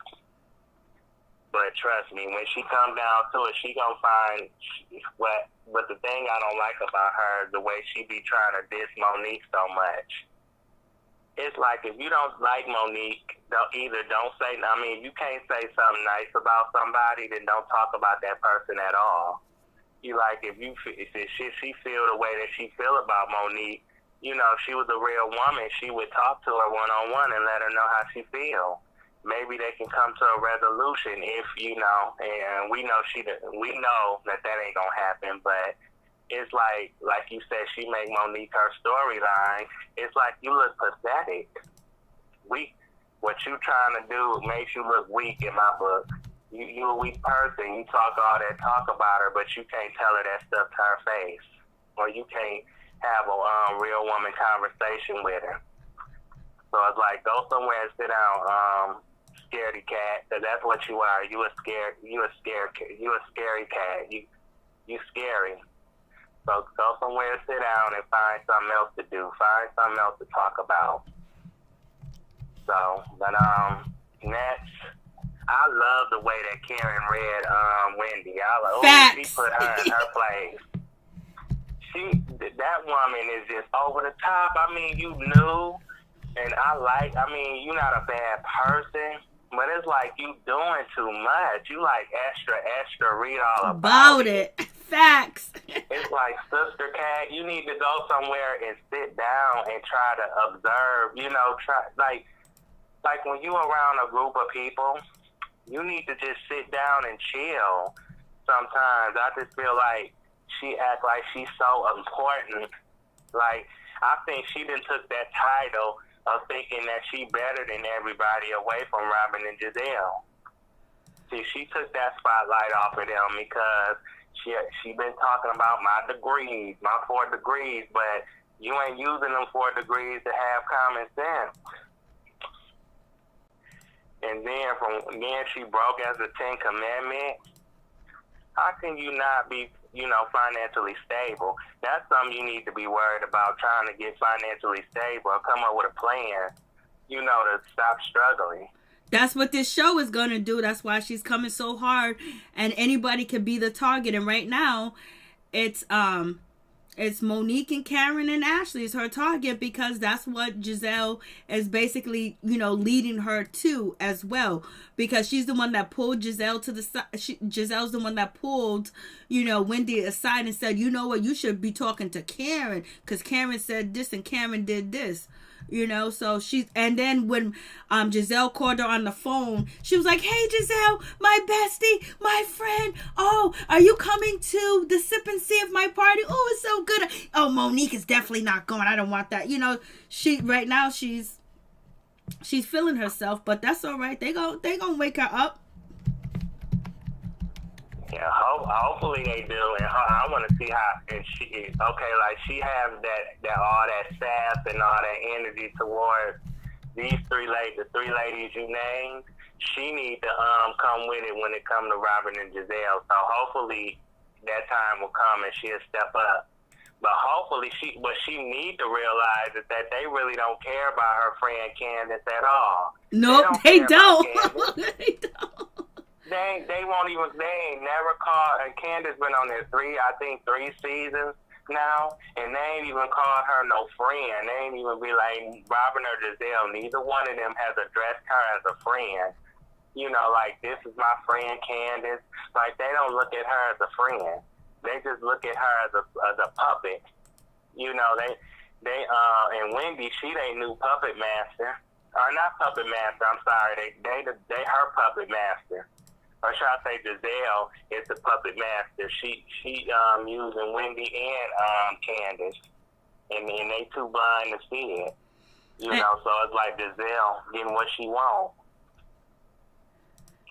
And Wendy giving it right to her. I'm like, oh, Wendy ain't playing. You see how she pointed that bottle at Karen? You don't have no degrees. And Karen said, well, I'm still successful. That was a shot at Wendy because she's not successful.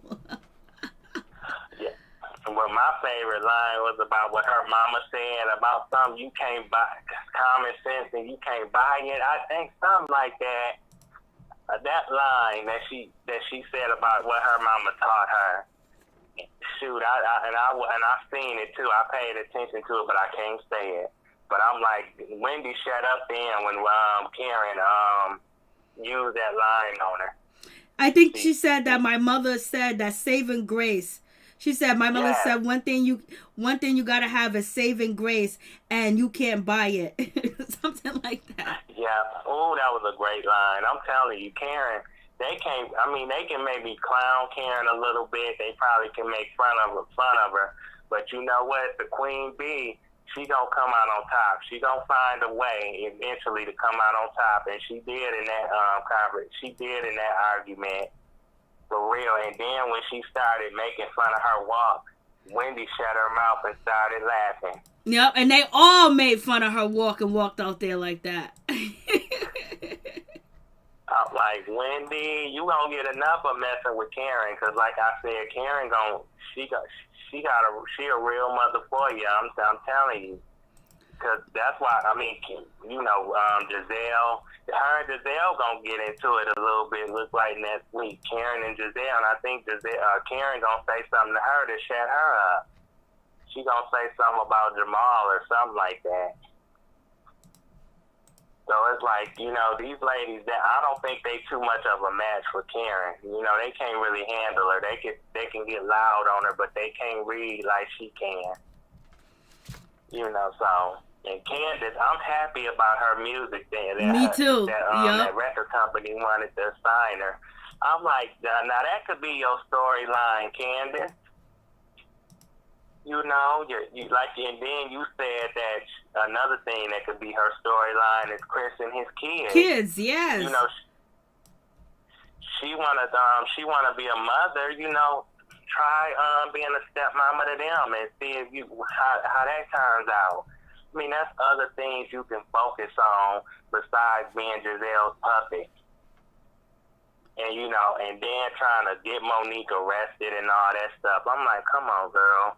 You just had a fight with her. It was not that deep. Like, come on, get over that. I mean, you can be mad that she didn't apologize. Now, Monique should have apologized to her for that. I will admit, she shouldn't have got physical with her. Monique shouldn't have took so long with that apology. But, you know, but still, she don't deserve to go to jail for a long time for that. We've seen worse altercations in that.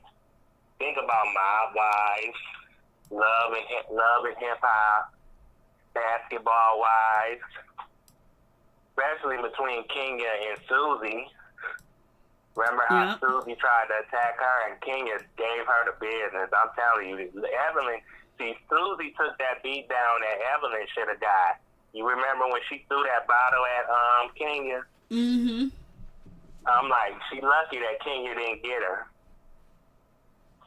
I'm like, shoot, for real. That's why I said we've seen worse situations than this one, and so that's why I said none of them went to jail.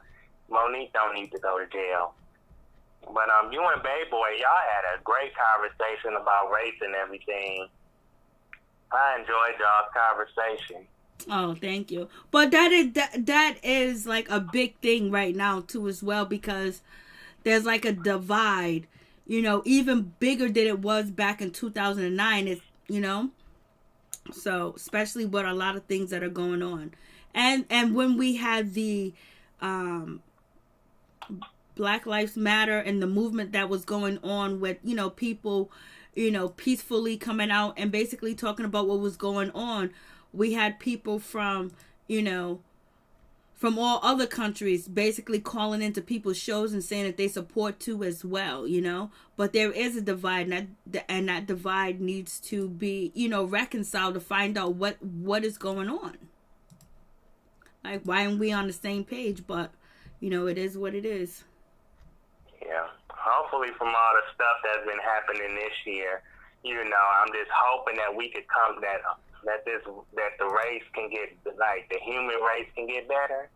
Because it's like, this been a bad year. You know, the pandemic, you know, all the lives, our Black lives that was lost through the police brutality, you know, and they having a show about race on Bravo earlier.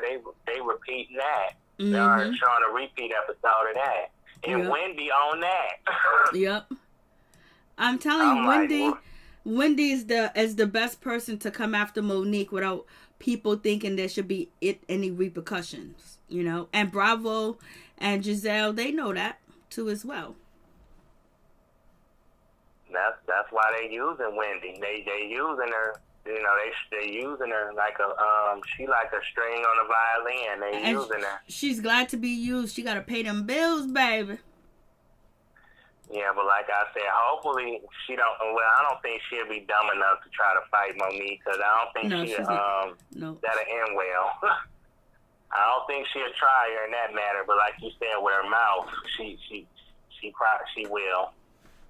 But like I said, Wendy needs to be focused on how to get her finances together. That's what she needs to be focused on.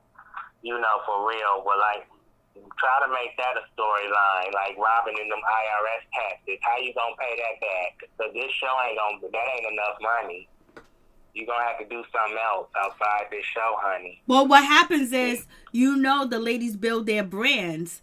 They build their brand, they sell stuff, they promote stuff, and then they do shows and engagement. That's way much more money than she's getting sitting behind the desk. And that's way much more money than her husband Eddie is getting too as well. So they can really come up off of this situation, because Wendy could, offer her services, to people, like, I'm teaching, look at me, I got 4 degrees, you want to be like me, I'm an immigrant, I came to this country, look what I have, look what I can do. This is the steps. She can sell encouragement, and she can sell, baby hair, she can sell finger waves, and she can sell forehead hair, she can sell, shoulder pads, she can sell all types of stuff.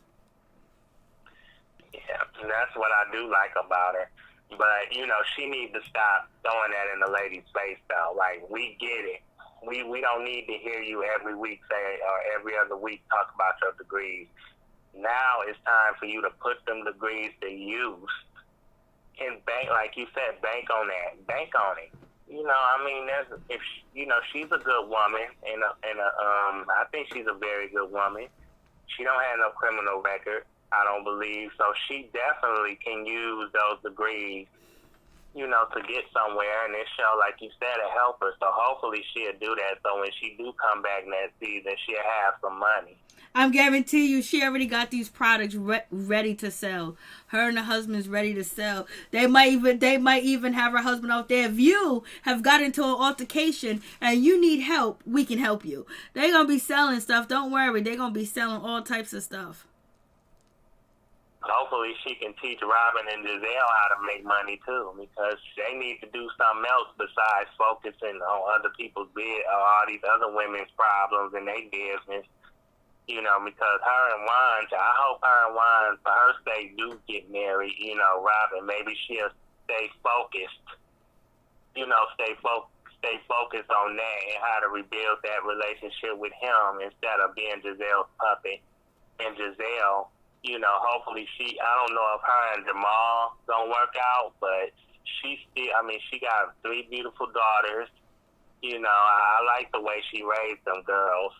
But I think they got more common sense than her, to be honest. But she need to, try to focus on, because she got a lot that she can focus on, basically, I think. Stop making yourself look like a puppet master. Like, do more. Like, show more of your personality. Like, show us more of who you are as a person. It's like she's not doing enough for us. She rather, sit up there and be the troublemaker and start drama and light the fire and run and let the other ladies get burned. I'm just like, if you're not going to show me who you really are, what you can do to improve your situation and let us get to know more about your life, then what's the point, of people respecting you? All you will be known for is starting trouble and causing drama. And you too beautiful for that. You don't want to get wrinkled looking like Freddy Krueger with no personality. I don't think she even think that, because Bravo's putting her on that pedestal right now, like she's doing that, Black Lives Matter and the race in America, she's doing that. And then on top of that, she got another show with Bravo, and then she has more confessionals than anybody. Bravo is propping up Gizelle to be the HBIC. So therefore, they're going to cut out a lot of things that Gizelle does, and they're making Gizelle look like she's in charge of the girls. She's in charge of the ladies. And basically, they got Wendy doing the dirty work. Wendy basically coming at people. And for someone to be so educated, why do you have to yell and scream at everybody you have a conversation with? You can't even address somebody regularly talking to them. The way you came at Ashley, the way that you couldn't go to Monique and say, Monique, I feel, a certain type of way. I don't feel happy that I couldn't bring my baby, and Ashley's bringing her baby. Instead of, explaining to Monique how she felt, she took it out on Ashley. And then Gizelle ran and told her something. And the first thing she do is try to comfort Karen and not thinking about, oh, no, what if this is not true? What if Karen didn't say it this way? And then she's forgetting that Karen, was basically having a sister moment with her and telling her about her situation with her husband and giving him money and, kind of wanting it back. And the first thing she did to go tell it to Gizelle. But yet Wendy would be the first one to say, oh, Karen, you dismiss me. Karen, you don't like me. And now it seems like Karen had every right to treat you like that because you are not a good person. You are trying to get what you can get out of this situation and causing turmoil too. You're not showing that you're knowledgeable. You're not showing that you could deal with conflict. You can't even explain what holding Monique accountable means because Wendy's telling everybody, telling Ashley, especially telling Karen to hold Monique accountable, but she can't even defy that. So that's a problem. But she's so educated. So did she pass? Did she get some cheating services? Because why can't you defy what holding Monique accountable with, especially when Karen is not doing anything wrong? What do you want Karen to do? What do you want Ashley? How do you want them to hold her accountable? They already said that she was wrong. That was not right. She needs to apologize, blah, and the third. What else do you want them to do? What does holding someone accountable mean to you? Because you're not expressing that. You're just going with that one word. You're not holding her accountable. Almost make it seem like she is very ignorant. Yeah, and that's what a lot of these TV shows and these networks are making some of our black, men and women out to be. They not really, I guess it's editing, but like I said, they do it to themselves just like she doing it to herself and she don't even realize it. She's shooting it, like you said, she shoots herself in the foot every time she talks. It's like a lot of stuff she say don't make sense. It's like, what are you talking about? What does that even have to do with this show? It's like, you're on the Real Housewives of Potomac, lady. This is not about education. You can make your life about education, but like I said, make some sense about what you're saying. Make some sense. Make it, make us understand where you're coming from. Yeah, like, what do you mean? Okay, you got 4 degrees, but you're broke, you owe money, and you don't own any property. That property that you live in is owned by the bank. Yeah, what equity do you have in that property? Not much. So what are you trying to express about your 4 degrees that make you better than anybody? Anybody can sit in a classroom, but it's what somebody does after they get out of the classroom and what they actually accomplish and what they do. She's not holding charitable events. She can't give away money. She can't have foundations because she has nothing to give. That's number 1. And number 2, she needs all the cake and all the butter and all the bread for herself too as well.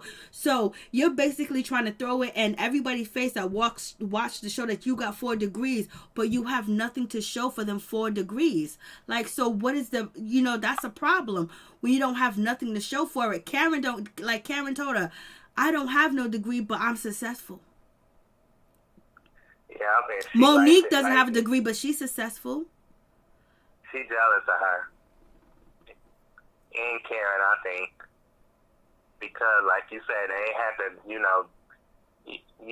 they have to do all the work that she done, and they still successful. And that's the thing. Like, people can have degrees. Like, if they don't know how to use them, then what's the point of bragging about them if you don't even know how to put them to use? And then you're getting paid part-time. You're not in the atmosphere of the professors from the 90s or the professors in the early 2000s that was making that bank. They had a cutoff. Professors don't make that much money. So how are you affording this lavish lifestyle? You are borrowing from Peter to pay Paul. You got 4 degrees. Your husband got 4 degrees. You got to be in tremendous amount of debt. Husband and your husband husband can't even take care of the family. I mean, it's like a man's supposed to run the household or at least hold you down, but it's like y'all struggling together. And that's sad to watch. You know, that's it. Both of y'all supposed to be educated and ain't got no money to show for it. It's just like a lot of people can, like I said, have degrees, but then there's people that don't have degrees and they work from the bottom up. They find a way to be successful with hard work and dedication.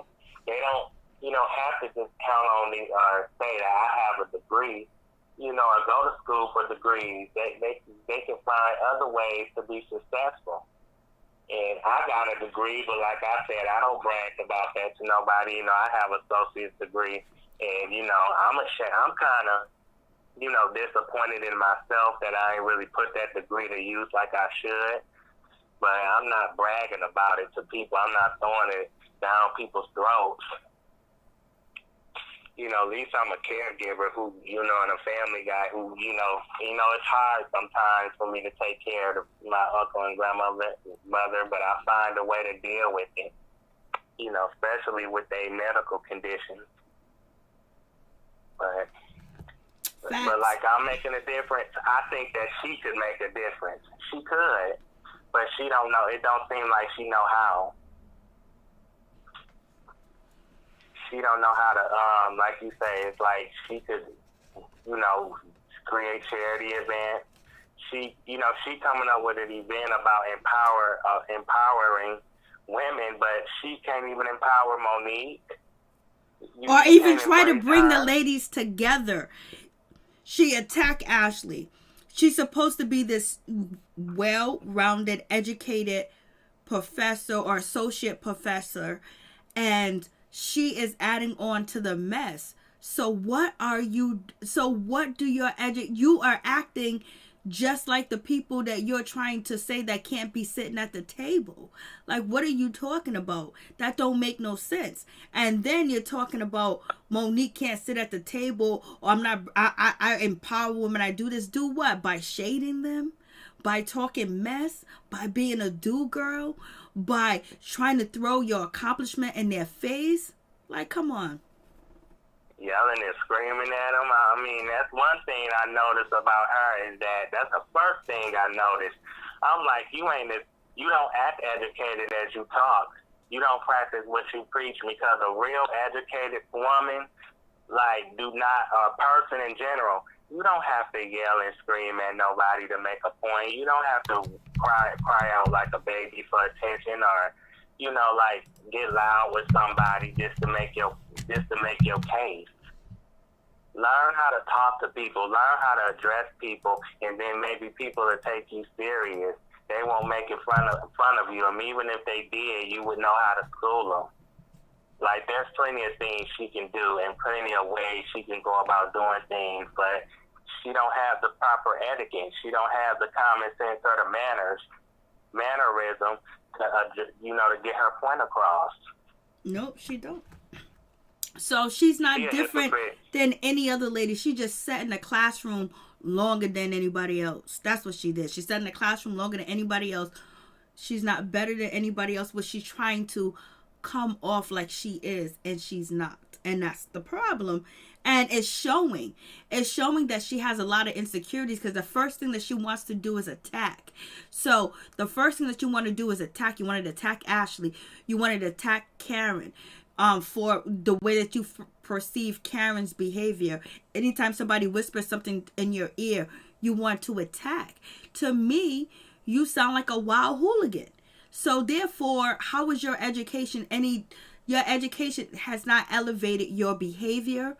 It has not elevated anything about you. You have a mean mug. You have a nasty face on, and you're ready to go in and get money and dirty. What happened to them 4 degrees? Them 4 degrees didn't do you no good, baby. Waste of time and money, and then she probably got to pay that money back. Of course she got to pay that. You talk about 4. They didn't have no money to put up for it. She got student loans, baby. Yeah, but hopefully this show can help her pay him. That's what she's thinking about. This is why she's doing what she's doing, because this is a way out of the hell that she's in right now. You know how much hell that's to be in? Paying for a house you can't afford, paying for you taking care of 3 kids, and then try to live up to the Joneses because you're trying to pretend like you are in this league and you're not. And so that might be some resentment that, oh my God, I thought if I have all these degrees that I was going to be wealthy, I was going to be successful, I was going to have all the money in the world, I was going to be teaching, I was going to be a world-renowned, I was going to win the Nobel Peace Prize, and you're not even close to the Nobel Peace Prize at all. It's like that person, it was somebody in the comments that said she looked like Jermaine Jackson. I'm like, she a knockoff Jermaine Jackson with a wig on. You are right, like, Major. She's not getting paid to commentate. She's not. Like, she's a knockoff Jermaine Jackson. You know Jermaine Jackson ain't that successful compared to Michael and Janet.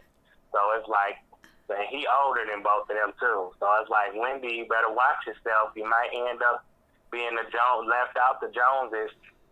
For real, you might not be that successful after all, but hopefully as she watched these episodes back, and when it comes to the reunion, she might, or maybe before the reunion, she might can realize, ooh, maybe, I went in too hard, or maybe I did this or did that wrong. Hopefully she will work on herself, work on doing better. Stop making so many bad mistakes on this show. Stop making herself look like a fool, because she could look back and be like, man, I played myself. Hey, 173. Oh, yes, I did see that show. Happy Days. Jermaine had a show on Wife Swap. Dudes say, hold on. I remember that. I watched that whole episode. I used to love Wife Swap. Flavor Flav was on there, too. Oh, I didn't see Flavor Flav one. Oh, I'm going to look for it. I didn't see it either, but I know he was on there. Okay, hold on for a minute, Tony. Hold on. I'm going to take this other call. Hold on. Okay. From Ela. Please tell me your name and where you're calling from. Hello? Hello? I can hear you moving around, but I don't hear you saying anything. That person didn't pick up. I heard the moving around. I tried to accept the call. Yeah,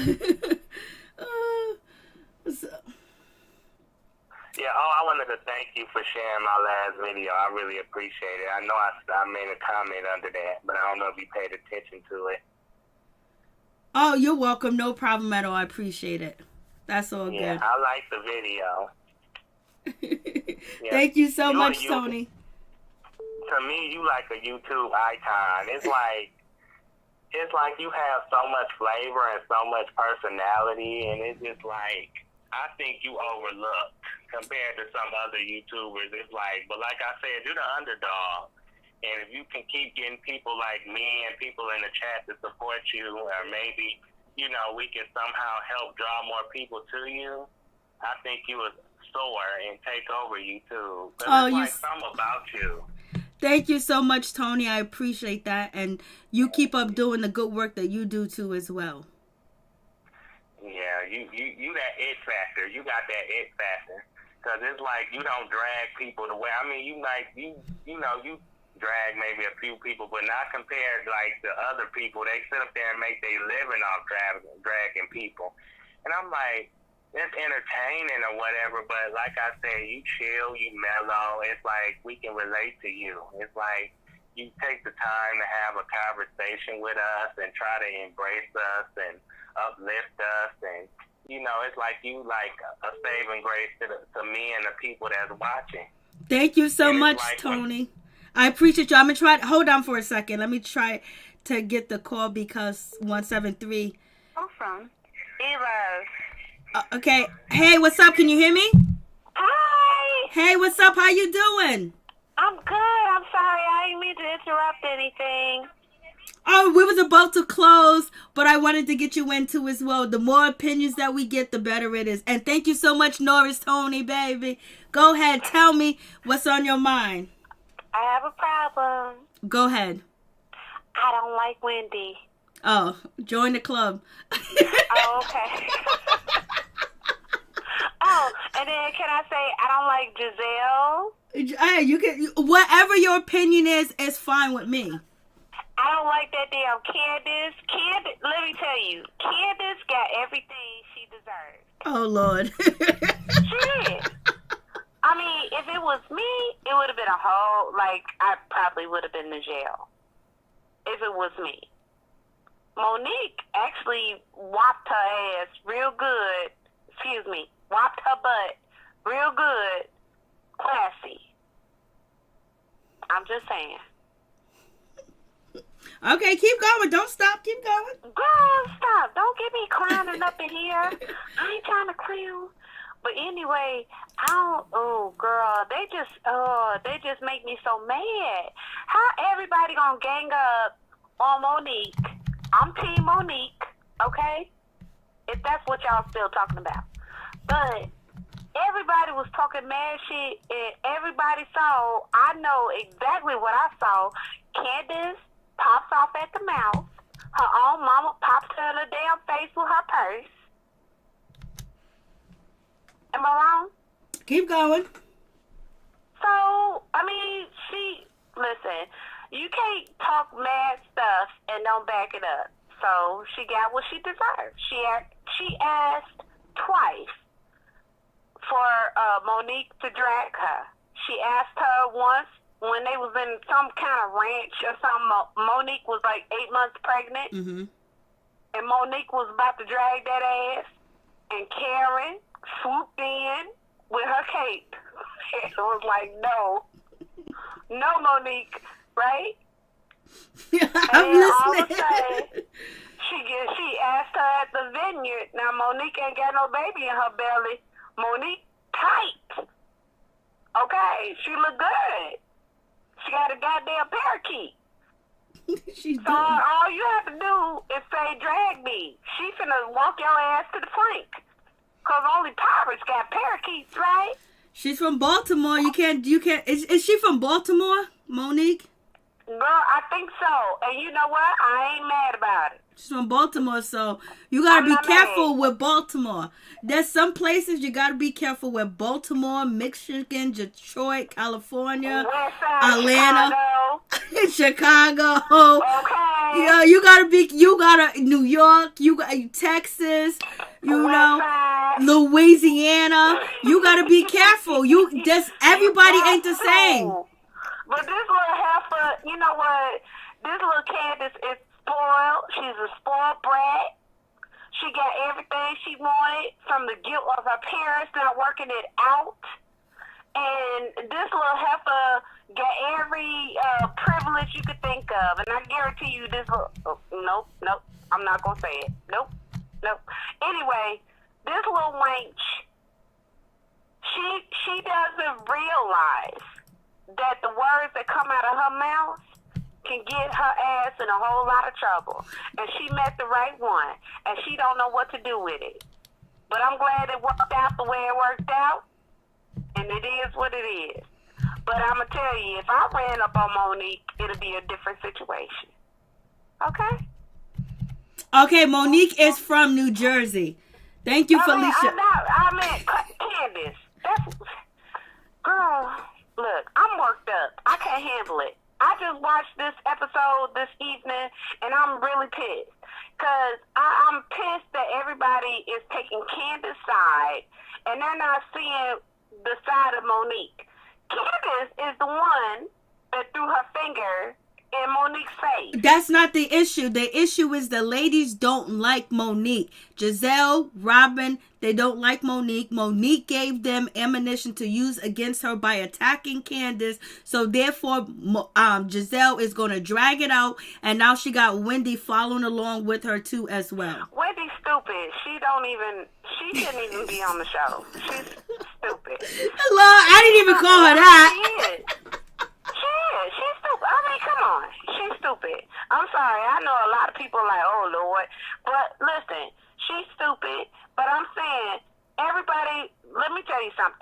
the reason why people are against Monique, except for Karen redeemed herself to me this year. I did not like Karen for shit. Okay? I liked her little comebacks, but Karen was not my lady. And plus, I was mad at her wigs the whole time. She had the worst damn wig. She still got some bad wigs this year, but, you know, she stepped her game up like mediocre wig. Okay? Facts. She stepped up. Okay? But I'm going to say Karen is a friend. Because if I like you and I like somebody else that you're not friends with, but that person didn't do nothing to me, why am I going to be mad at them because you mad at them? What I'm going to do is I'm still going to equally be friends with you. That's how I am. But I will also equally let you guys know what I saw that you did wrong in a loving way. You're either going to receive it or you're not. That's what maturity does. And I like Karen for that. I like her this season. But the rest of them heifers, girl, bad. They done pissed me off. They pissed me off. Because you know what? If my mind is working perfectly, which I know it is. However, if my mind is working me right, weren't they all against Candice last year? Yeah. Last season? Candice even spoke that they ain't her friends. Shit? Yep. They don't like Candice. They're using her to get Monique out the door. Exactly. But you know why? Because Gizelle is living in a goddamn retired Pizza Hut. Excuse my French. I'm sorry. I don't mean to curse.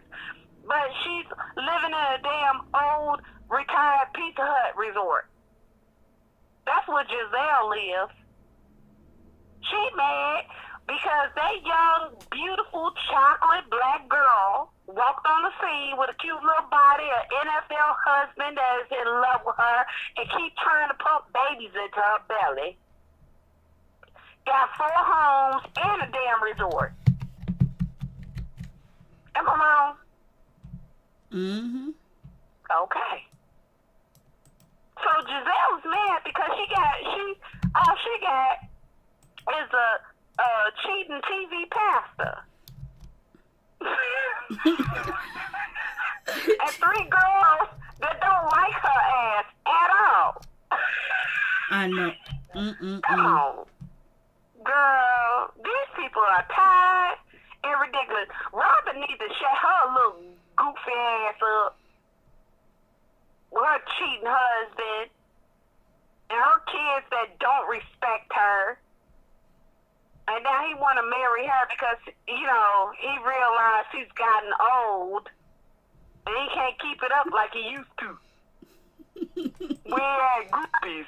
He ain't got groupies no more because he ain't a basketball star no more. Girl, nobody care about that. No. Okay. She better pay them taxes. Hold on 1 second. Bayboy925, thank you. Why Mo needs a emotional support animal. She got fam. Lord have mercy. You know why? I'm going to tell you why. You know, you have one person who, Monique has a husband who is an was an NFL superstar, right? But he still does commentary. He's on the NFL channel. I don't know if y'all get that, but I get that, and I see his ass every Saturday or Sunday. It depends, right? So he has his own thing going on. She has all these children by this man, and a lot of times he's gone. Yep, he is. To do this commentary. So she's dealing with that. And they have a nanny, but she's still a hands-on mom. She needs an emotional support animal. I don't have no problem with that. I understand that she's a young lady, and she does not have a lot of friends that you think she has. No, she doesn't. She said it. She don't. She don't. And I understand that. Because when you're married to somebody that's, his persona is bigger than you are, then you have to figure out your place. But what she did was she shrunk herself. What she was trying to do with this whole, what is it called? The mommy and me Not So for what is lazy the- moms. The what? Not for lazy moms. Okay, the not for lazy mom. She's trying to do that to bring herself back up to where she was before he hit it big, because they was together way before he was in the NFL. So you have to think about that. Sometimes when you're in a relationship, one person skyrocket and it makes you feel small because they forget that you're still an important part of their life, not just for baby making. And so you have to understand she has to balance those different personalities to match everybody else's personality in her household. And then in the meantime, she forgot who she was. She got small. I really like Monique. I respect her. I do. And I respect Karen. But that damn Gizelle and that damn Robin. Robin's just trying to get along and hold on to Juan and pay them taxes. She's really now, like... what you think about that? What you think? Do you really feel as a grown-ass woman, you got to tell your mama and your daddy your taxes is behind? Because when that happened, I believe that her parents was bailing her out when she lost all the money. And remember, her and her mother was supposed to be flipping houses. What happened to that situation? They stopped flipping houses, girl. They flipped one damn house. What you talking about? It was one damn house. What you? Good girl. You trying to make me lie on live? What is this, YouTube? Yep. You trying to make me lie on live YouTuber? Maryjanetv, I thought we was friends. She was... Oh, well, I thought they was flipping more than one house. I forgot it was only one house. Bro, they flipped one goddamn house. You know what? I got the right mind to hang up because I feel like you disrespecting me. You just disrespecting me. I did nothing to you, ma'am. So that means the mama was helping them out. The mama was footing the bill. That's why she had to tell the mother. That's why she was looking at her cockeyed and crazy. Yep, the mother had to help them out, and that's why she had to tell them. The mama already knew about it because she seen it on Instagram, and she was waiting. Exactly. And she was like, we know. And wait, this is what I love. This is the part I love. Well, what you gonna do?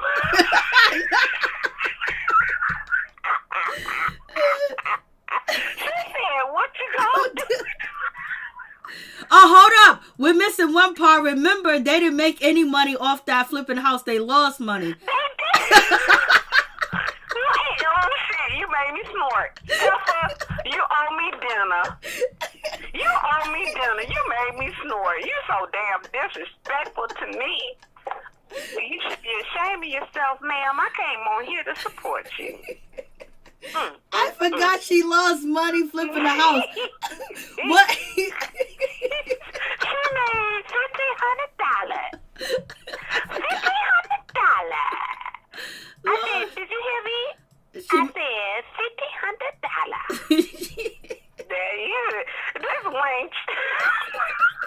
She bought. Oh, I bought the house for $150,000. I put in $75,000. Ooh. I went over budget. Now my budget $90,000.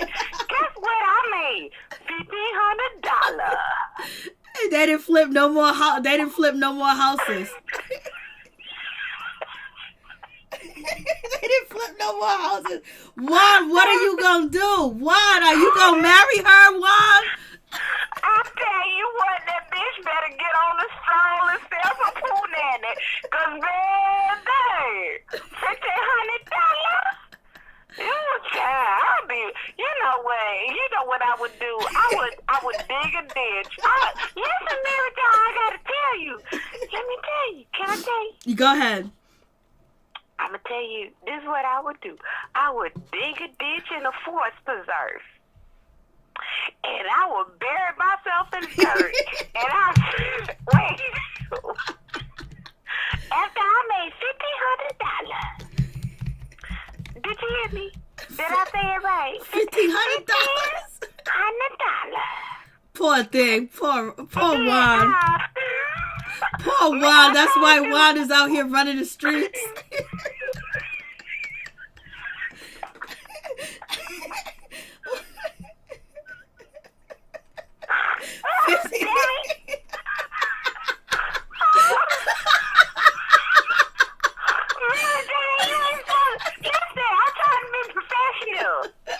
Oh, you try to be like Wendy now? You try to be professional like Wendy? Okay, go ahead, professional.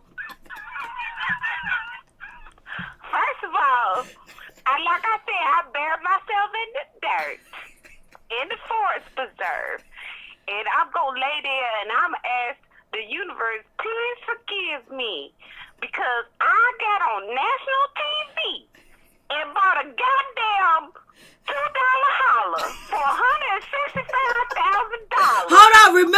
Hold on, you forgot the neighborhood was so terrible. The realtor was like, you better watch your cars. This is a dangerous neighborhood. I need my pillow. They was like, the realtor's like, you better lock them doors.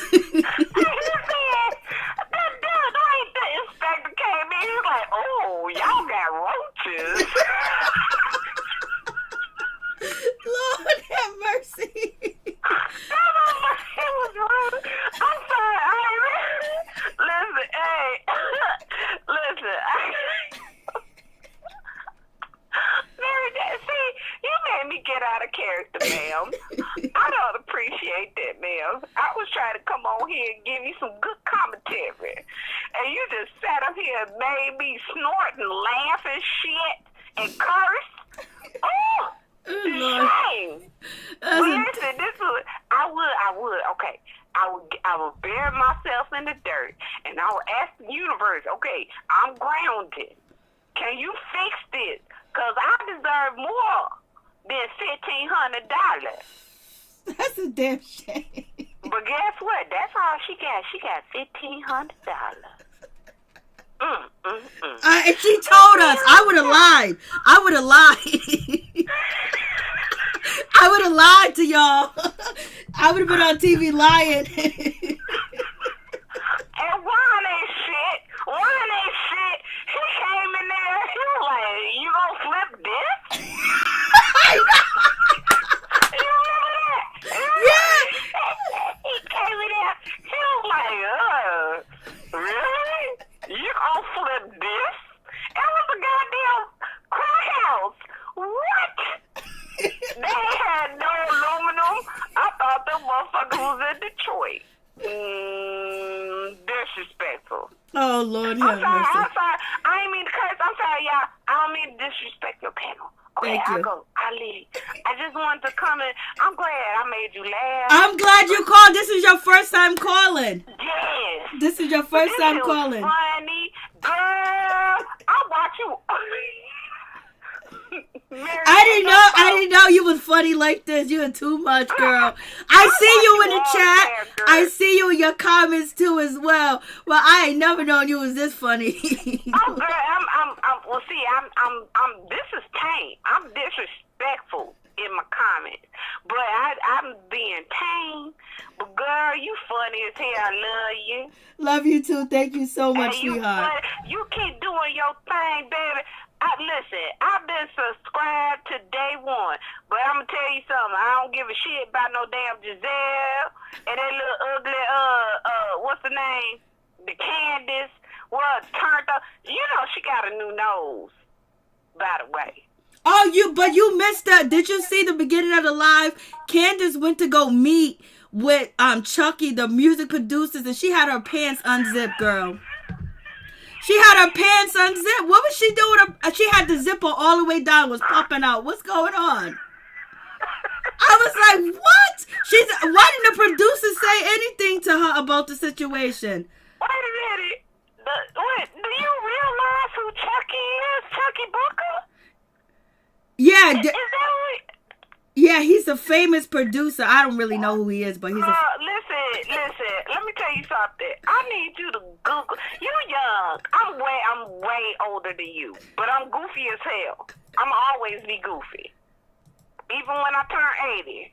Praise the Lord. But anyway,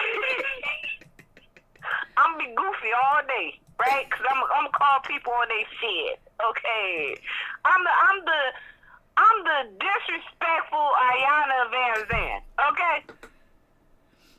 Mm-hmm. But I see you, look. But let me tell you something. You better Google that damn Chucky Booker, honey. He'd have made probably you. He probably responsible for your conception. In the 80s and the 90s, baby. That's some sexy time music right there. Yeah, Chucky Booker. Yeah, baby. Chucky Booker. Yeah, he'd have made some babies with his music. According to Wikipedia, Chucky Booker is an American producer, singer, songwriter, multi-instrumentalist, and bandleader. I'm trying to find out who he is. You know what? Don't be disrespectful while your auntie is on the phone. That's rude. It is supposed to make any noise, but it did. So you being rude to your auntie today? No, I'm trying to find out who Chucky Booker is because I could have been. Shameful. I could have been conceived. You said I could have been conceived to his music. I'm just fucking with you. I'm fucking with you. Girl, come on. Today is Sunday. We're gonna laugh today, honey. But anyway, Chucky Booker was the sexy time man. All the girls with fat booties know about Chucky Booker back in them days. I ain't gonna go into no details. Y'all got them new fat booties. We got the old juicy fat booties. Okay, so it looks like he got some songs. Oh, baby. You listen to it. I'm gonna check and him out. And then you listen to him, and then you listen to Luther Vandross. That's where Chucky Booker got his start, from Luther Vandross. Ooh, so he's good. Oh, yeah. He good. Who said not roaches? Oh, I see it, roaches. Shit. That motherfucker walked into her little flip. He was like, oh, they got roaches? I'm trying to get off the damn phone with you. Maryjanetv, girl, you done made my night. You made mine too, and everybody is saying that you are very funny in the chat. They like you too as well. Thank you. Well, I'll call back again. All right, make sure you do. I will. Y'all have a good night, babies. And I'm going to listen in the chat. But, honey, y'all better keep on laughing and smiling and vote. And know that you're important and you're beautiful. And I love your melanin. Amen. God bless you, sister. Ashe, baby. Bye-bye. Ashe. All right. Bye-bye. She's so sweet. Hey, what's up? What's going on? You got to turn me down in the background. Okay. I was listening to that last caller. She entertaining, whoever she is. Yeah. Evelyn, 123. Okay. Yeah, I liked her phone call. Yeah, what I was gonna say about Wendy is that that bird. I'm glad that bird flew into her, knocked her off balance. That bird went at her for a reason. That bird, must have sensed that she had bad energy in a bad spirit. Cause the way that bird hit her, I'm like, dang, that bird. I was feeling bad for her when that bird flew into her. Seeing her like that, I'm like, good, that she deserved that now that I think about it. But Amen. I know that bird came right after her, nobody else. Right after her, that bird said, That bird flew right in. I'm like, damn, it went right at her. I'm like, wow, I felt bad for her at first, but now I understand why that bird went after her. We were trying to give Wendy a chance. We were really trying to give Wendy a chance and building her up and saying, like, she's going to bring this to the show and thinking that it was going to have a different, situation, but it didn't. She's basically being the do-girl. I know she being the girl that's being used, like you said. She's trying to get that money.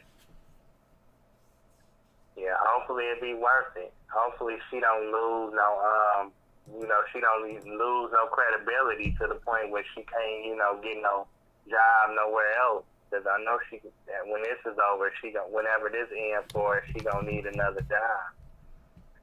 But yeah, I was gonna talk about Candice when she talking about she want Monique locked up, and she wanted to have to explain to her kids what she did and to get put in jail and all that different stuff and why she got locked up. And I'm like, girl, you don't need to be bringing the kids involved. You don't need to be talking about nobody's kids like that. She shouldn't have to explain nothing to her kids until they watch it, if they ever watch and see what she did on TV. But other than that, you don't need to be bringing that up. You doing too much, girl. You really doing too much. You need to focus on your music career. You need to get out of your mama's house. You need to get from under your mama's skirt, because she running your life, and you in your 30s, and you still ain't got it together, but you got a husband that can't help you get out of that house. I wouldn't marry somebody who lived with their mama or their daddy, or marry somebody who couldn't get me out of my mama or daddy's house. It's like, and then why would you marry somebody who don't even have a relationship with their kids? It's like, come on, he have kids and he ain't even really got no good relationship with them. He ain't talked to them in years. And it's like, what? Why would you marry somebody like that? Would you want somebody like that to be a father to your kids? It's like, girl, you need to do something else. You need to get off of Monique. Yes, you and her had an altercation, but stop dragging it. You weren't able to get her locked up. You weren't able to get no money out of her. So it's time for you to just move on. And then when she got mad, she gonna get mad and start calling her out her name when she pressed charges against her. I'm like, what did you think was gonna happen? You think Monique gonna just let you just go after her and she ain't gonna do nothing? She not gonna respond? You should have expected something. You should have expected her to just, not lay down. You should have expected her to fight back. It went down. Well, we gonna see. The reunion's gonna be off the chain. Giselle's definitely gonna come with it. It's gonna be off the chain, and Wendy's gonna. But the sad thing is Monique. When Monique first addressed the situation about this season, when she was on Instagram, she said, I'm friends with Karen, I'm friends with Ashley, I'm friends with Wendy. So it don't look like Wendy's your friend. I guess she didn't see all the stuff that Wendy was saying, and she didn't because she wasn't on the show that much after the altercation. She wasn't around the ladies, and they totally iced her out. So I know she's like, what? Because Monique said before the season began that she's cool with Wendy. Her and Wendy are friends. Look at Wendy going in, baby. Yeah, she ain't her friend. I definitely that. She a snake in the grass. She Candice's friend. She loyal to Candice, girl. She ain't loyal to you at all. Maybe she made you think that you was cool with her, but like I said, a lot of times these people that be on reality TV shows, what they cool and they be friends, outside the show. But once they start filming, things can change, and they don't understand that things change. And they get blindsided. And that's what's happening with Monique when it comes to her. She blindsided by her, and she don't even, hopefully, well, now she gonna see it by watching the episodes, but at the time when they was filming, she didn't see that. But like I said, I like you said, I wanted to really like Wendy. I mean, I don't dislike her, but it's just like she been over the top from day one. She been like OG. I like OG a lot better than I do her. I do. Maybe it's going to take another season for Wendy to rub off on us and be better. Maybe she can be good like OG, maybe. Or maybe she needs to meet OG and OG can teach her some lessons, some skills on how to stand up for herself or how to mangle without putting her foot in the mouth. because the way OG handled them ladies, oh my goodness, it's like, dang, she ain't nobody did it like her. Nope. I'm like, whoa. And the thing is, Wendy. OG's naturally tough because she plays in a competitive sport, which is football. So she's tough. And Candice is just used to, you know, talking smack and probably like looking like the tough girl, like she is a tough girl, and, you know, never getting into altercations, but just running her mouth. And she got corrected. But All right, Tony, let me let you go, sweetheart. Let me let you go and take this other call. I don't want to hold you up. Thank you so much, Tony. I appreciate you so much. Yep, you have a good night. You too as well. Talk again soon. We will. I'll talk to you soon. Thanks for taking my call. No problem. Thanks. Right. Much love, Tony. Much love to you, Tony. What's going on? Please tell me your name and where you're calling from. I think I hung up on you, baby, by accident. Please call back again.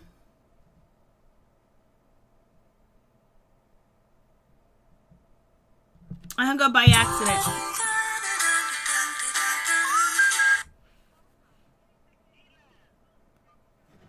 Please tell me your name and where you're calling from. Hey, what's up? Okay, I had one more thing to say. Okay, go ahead. Bruh, the dude that was on here talking about OG, Yep. she ain't shit either. Oh, God, here we go. That's what I say. I said, okay, I promise. I'll leave. I promise. But anyway, OG from the old Housewives of the Basketballs or something. Yep. She's terrible. She's the same as Wendy. I don't think so. OG is my girl. She got at Evelyn and exposed Evelyn, and I loved every bit of it. And then when they tried to jump CC, OG threw Evelyn into the grass, took the bamboo stick, had the other ladies at bay, and they couldn't do nothing. You know what? I agree in that point. However, OG came in as a butthead. She was a butthead. I'm trying not to curse. You see, I'm perfecting myself. Yes, please don't, babe. I'm not. I'm trying not to. But anyway, she came in as a butthead, and she butted in on everybody's damn business. Damn ain't a curse word, by the way. She came in on everybody's business, and it wasn't none of hers. Just like Wendy. That's the same way. All right, I got you on that. I got you. And then she tried to say it was a colorism situation. I'm a dark-skinned woman. I'm chocolate. Like, if you turn the lights off and I smile, that's the only time you'll see me. Okay? Real talk. I'm chocolate. However, not every situation is a colorism situation. I feel you. That's what OG wanted to go with. That's what Wendy is trying to go with. I don't think Wendy's trying to go that route. I think she is. But I think when it comes to OG and she's calling out Evelyn because Evelyn kept using the N-word, and she was telling Evelyn, please don't use that N-word around me, and Evelyn kept saying it. And the thing about it is, if Evelyn is saying the N-word while they're not filming, when they're all around, why won't she say the N-word on TV? You know what I mean? And then on top of that, FUBU called her a gorilla and was caught and cracking on, I'm the new young light-skinned girl. So a lot of it was colorism, in my opinion. A lot of it to me was colorism. I get what you're saying. And especially when Shawnee, tried to make it like, OG was the worst person in the world and she was violent, but she didn't put her hands on nobody. Evelyn jumped and tried to fight Jennifer on that same episode. Evelyn been trying to fight people, and OG protected, what's her name, Cece, because they was about to jump her. And then on top of that, she tried to make it seem like OG was a terrible, wild animal, and try to put her on the back on a separate stage, and then try to put Tammy on there. And Tammy was like, "Nah, you ain't gonna try to do that to me, baby." Okay, so I get what you're saying in regards to that. So that's where they differ, because we are talking about two different franchises, right? Go ahead. Oh, okay. I didn't know. But anyway, OG still annoyed me in the same vicinity that Wendy annoys me. I see what you're saying. You understand what I'm saying? I see why you're annoyed, and you put and you're basically categorizing them in the same, put them in the same category, basically. Yeah, exactly. Because, here's my thing. I think both women are beautiful. Absolutely. Stunningly beautiful. And I think that their words in an educated way could propel them to the front instead of doing this extra basic BS. And that's what OG did. This extra, really extra basic BS. That's what Wendy is doing now. And she's a professor, right? She's been on CNN. I've seen her on CNN. Haven't you? I don't watch her. Ooh, the shade, ma'am. Where my glasses at? I need to put my sunglasses on. I need to put my sunglasses on so that way I can catch the shade that you're And then throwing. I don't watch Wendy, but if you get the interview, there's an interview that OG does. And she does the last interview she did, and that last interview explains everything about OG. Like, she is really down, and she really understands, what the plight is and what we go through, and not trying to take away from that. And then also she knows the history, which Wendy doesn't know, and OG's very conscious. So I understand what you're saying. You're entitled to that. But me, I'm you team Monique. I am team OG. Well, but those are two different franchises. So if we're talking about the Basketball Wives, I ain't team nobody. I'm team OG on Basketball Wives. Rock it. But when it comes to Real Housewives of Potomac, I'm team Monique all day. And you know what? My problem is that I don't like this gang up mentality. If we're women of a certain age, why do we feel like we have to revert back to the high school thing and gang up on one person and make one person feel small? Because they're not mature. And that's exactly what Shawnee, Evelyn, and I agree Malaysia did to OG. Exactly. And then when you have the boss lady come at you, it was crazy. And they knew. And then Shawnee was over there instigating the girls to turn up on OG and Cece. She was like, "Oh, Cece won round number 1, but we gonna get it," because that's when Cece was at the table. And then what's her name? Kristen came out, was like, "Well, you call Shawnee a B word." Or whatever the case may be. I think Kristen is so cute. But go ahead. I'm sorry. So with that, I get what you're saying. So with that situation, you have to remember that we're talking about two. I'm not comparing. I've never compared them. You're comparing them. Okay. I got you. Go ahead, boo. Go on. OG's cool. OG's my peoples. I respect it. Like, I don't say I don't like OG, but I definitely don't like Wendy. And I stand firm on it. I don't like Wendy. I don't like that damn Gizelle. Ooh, child. She's a green-eyed devil. You are so messed up. She said OG and Wendy both need help with their hair, Miss T. You're wrong for that. With their hair? Let me ask you a question.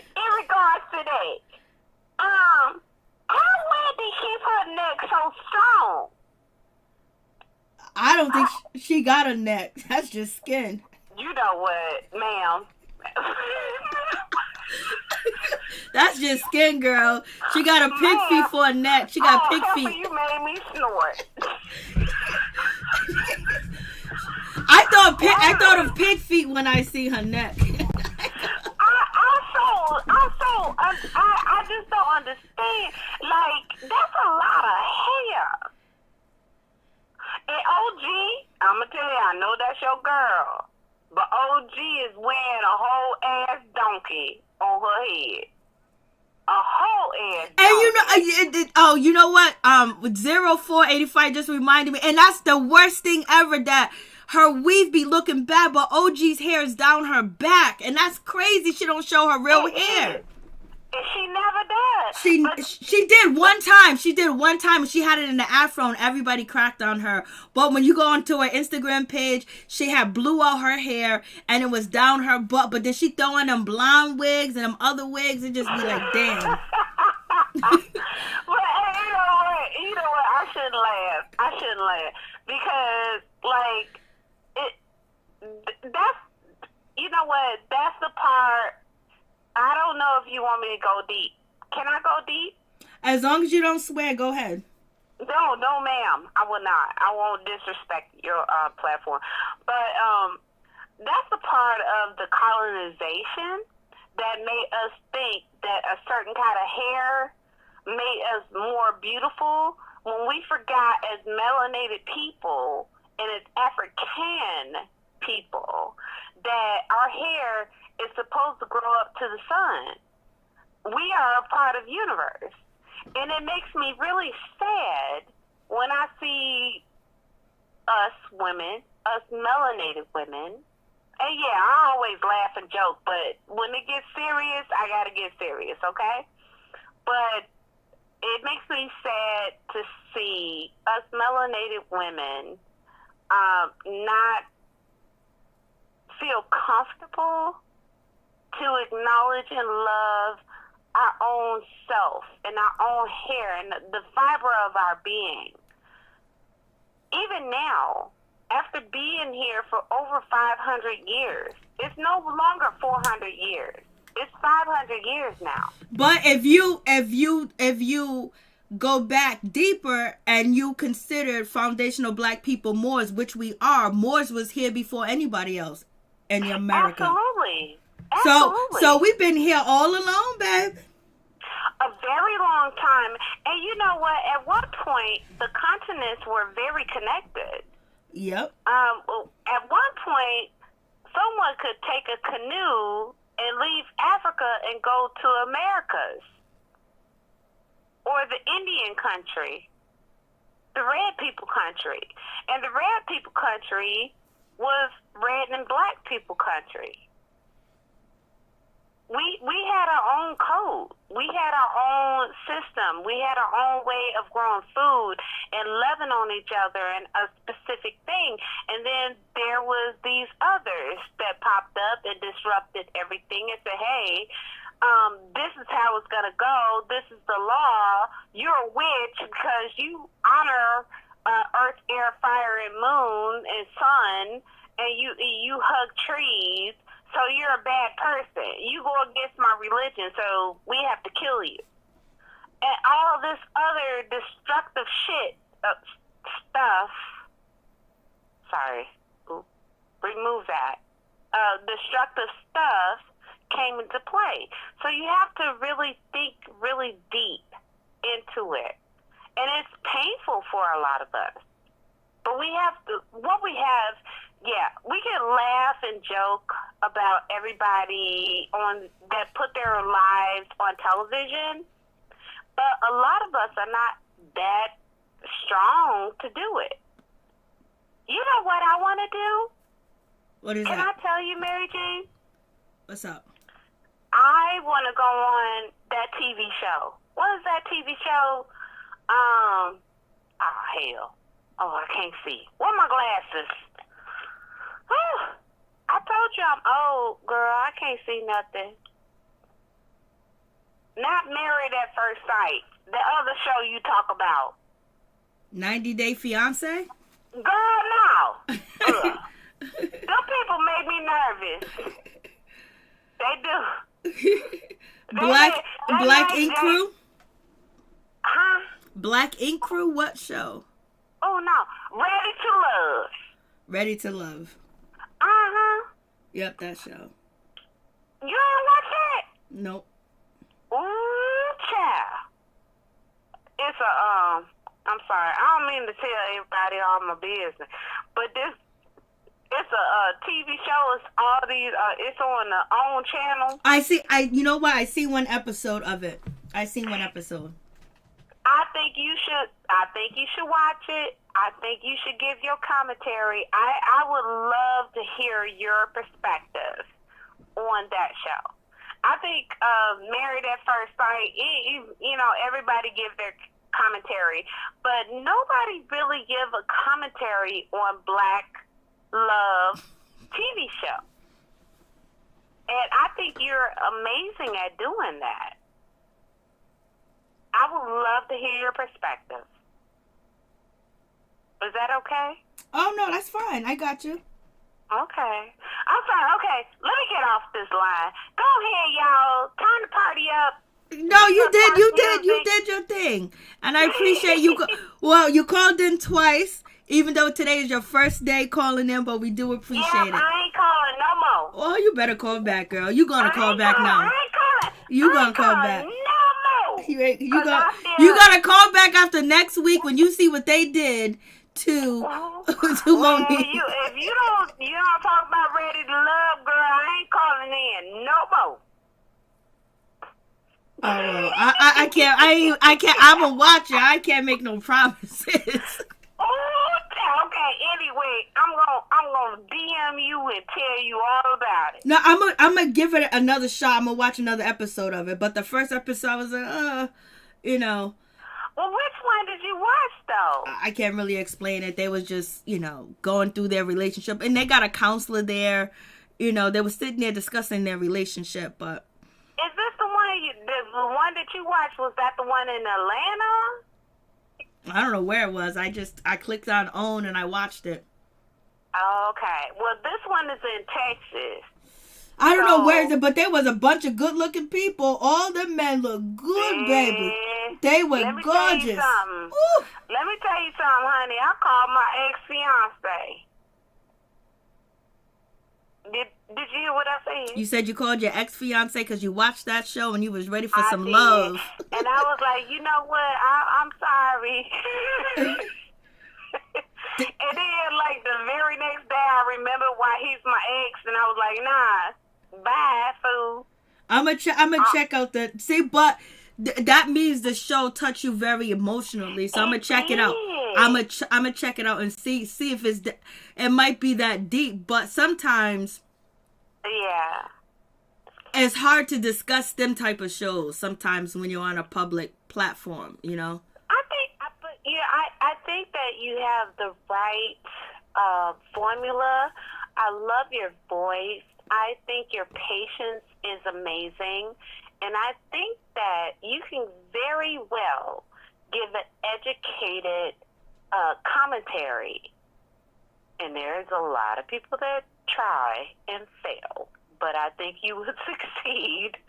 But I think you could give a very educated commentary and funny with your response on your notes and your initial reaction to that show.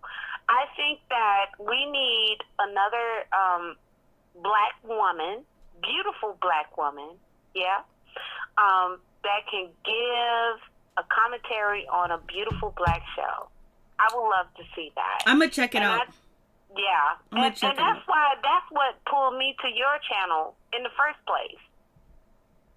Oh, thank you. So I appreciate you. Appreciate you, baby. Appreciate your sister. I love you. Always call me. Love you too, sweetheart. You better call in. I'm going to check out the show. I'm going to tell you what I got from it. You better do it, girl. All right. All right, let me go ahead and get call my sugar boo. I'll call you sugar boo. Okay, bye-bye. I'm finna get me some ding-ding. Bye. Good night. All right, Felicia Butler. I see your message. You want to call back? Or can I call you? This is Felicia Butler from Mississippi.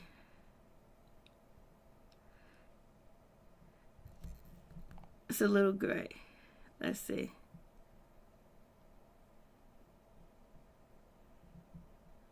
Felicia, are you still? Linnell, more people should watch. Oh, thank you so much. I appreciate that. Yes, she did. She said I know. I think I missed her call. She won't call until she calls.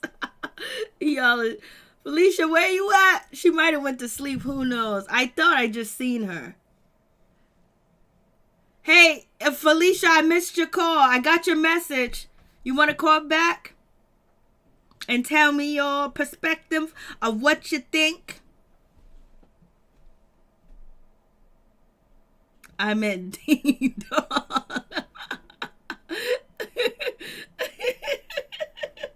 Y'all are too funny.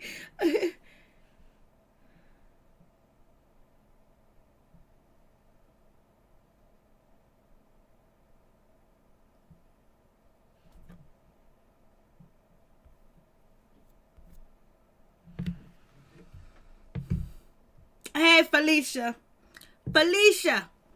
can we call you, baby? I agree, caller. Oh, you guys are so sweet. Thank you so much, Cassandra. So I'm going to check out that show. I watched a few minutes of it. I was like, oh, I don't know. But they were gorgeous. The men and the women looked so good. And they was, analyzing their relationship, but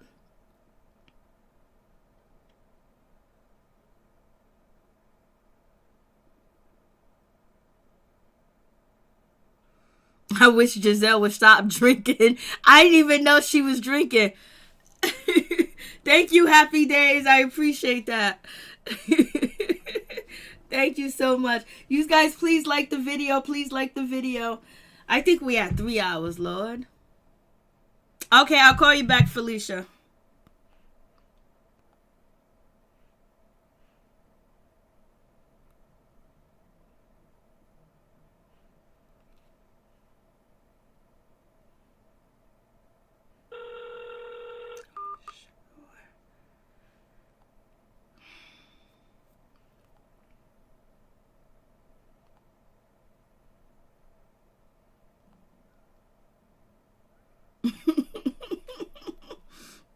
That shit was too funny with Robin flipping the house. Lord have mercy. That was too funny. The last booking, you ain't talking. She needs a good dog. She's married. Oh. Hey, Felicia. Hey. It's Mary Jane. I'm calling you back. I'm sorry I missed your call, baby.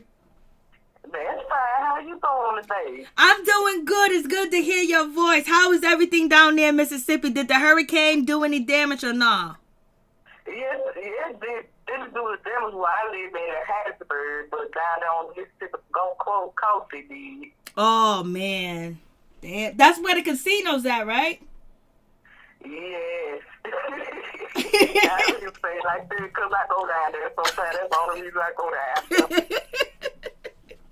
Oh, Lord. So what you think about the episode tonight? What you think about Wendy? What you think about Gizelle? What you think about Ashley and her situation? Karen read Wendy like her mama supposed to read her. Amen. Look, I'm not taking no sides. You're not going to make me take any side. Leave me alone. Let me be. Because you want to get where Karen is. Karen, 50 plus years old. You my age. You 36 just like I am. You need to learn from that woman instead of terrorizing that woman. Amen. That woman been 36 before. You want to get to her age. And I don't know why Robin Shannon on Backwood hat, but me being from Mississippi, that has his country. Oh my God, they are. Who's gonna buy them hats? That's something when you go on the state line in Mississippi. Oh, this is souvenir thing. Let's grab it. You could go right to Walmart and get it for $2.99. For real, then you want to sell them online for $22. For real, that $22.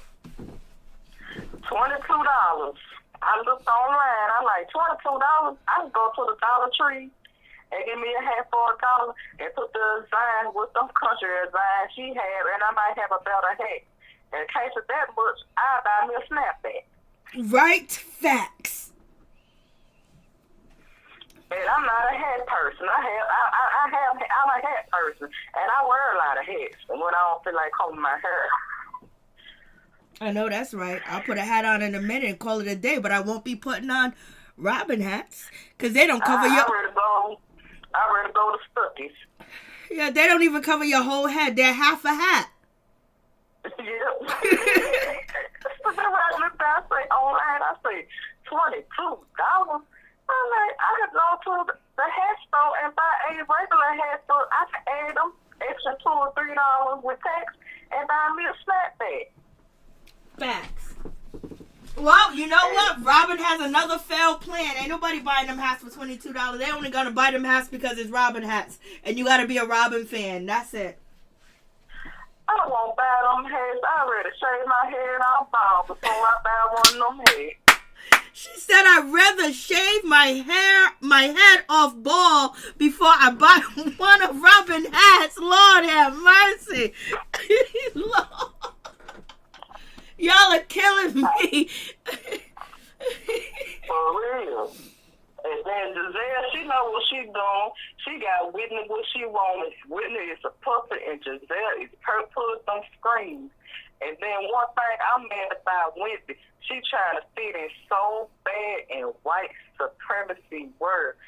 To the white people, you still a N to the A. Mm-hmm. She's trying her best. She wants to sit at the table. You be sitting at that table by yourself, babe. And this is coming from a woman from the racist state in the United States. The racist state in the union, right there, Mississippi. Just like Candice, she wants somebody. Monique press charges on me, that gutter snipe and hood rat. You did the same thing, but you used your words. What's the difference between you using your words and she did it from her feet? She better glad it wasn't no plastic hood girl would drag her up and down that winery. Mm-hmm. Because I'm from McComb, Mississippi. It's a small town an hour south from Jackson. And Jackson if you were missing one of them girls from Jackson, she and Candice, she had family down here at Biloxi. And I'm like, you know how these folks is. You going like, I'm rich and all that. I'm pressing charges. I'll be like Monique too. I'm pressing charges too. I'm glad that case got thrown out. Exactly. What did she think she wasn't gonna press charges? Like, what she has to defend herself. Did she think she wasn't gonna defend herself? That don't make any sense for her to just to say, I'm gonna let her press charges against me. Of course, she is going to consult an attorney and they're going to advise her to press charges back too as well. And that's what happened. Mm-hmm. Just like some old folks say, money talk, beat ass walk. Yeah. Money talk. Both of them cases got through out. Monique played the game like she played it. She want to press charges, I'm going to press them too. And that's exactly what happened. My mama used to say, don't write a check that your butt can't cash. Sure can. And then my thing about Wendy, she trying to fit in so bad. Those folks will turn on you like a drop of a dime, especially Gizelle. If she don't get what she wants, her being a typical Virgo.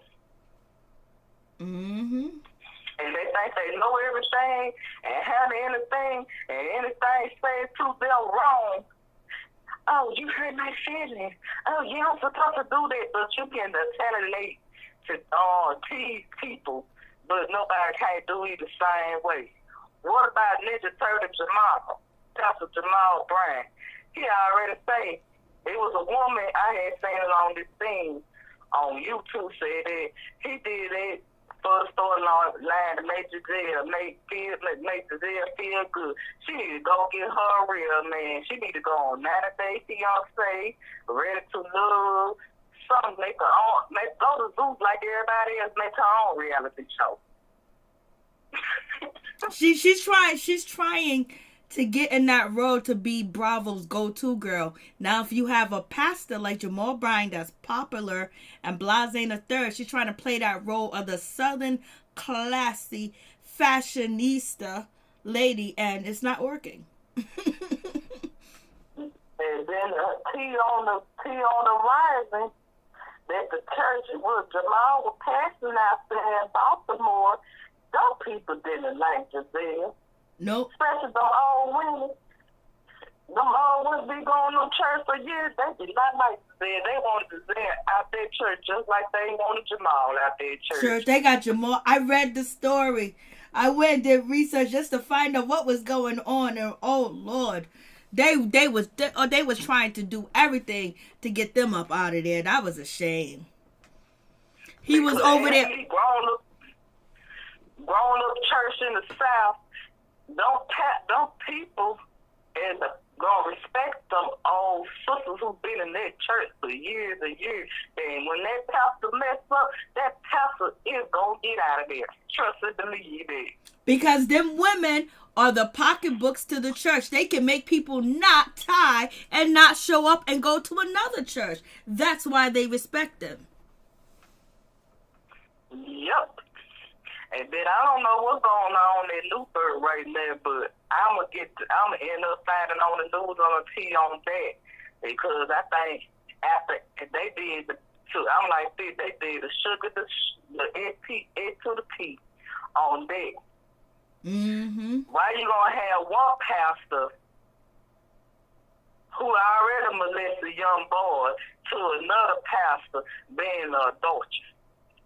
And then on TV telling us about it, Gizelle said, I left Cynthia Bailey's party because I wanted to get home to Jamal because he was in the hotel and we got the shooky dookie ookie on national TV. Mm-hmm.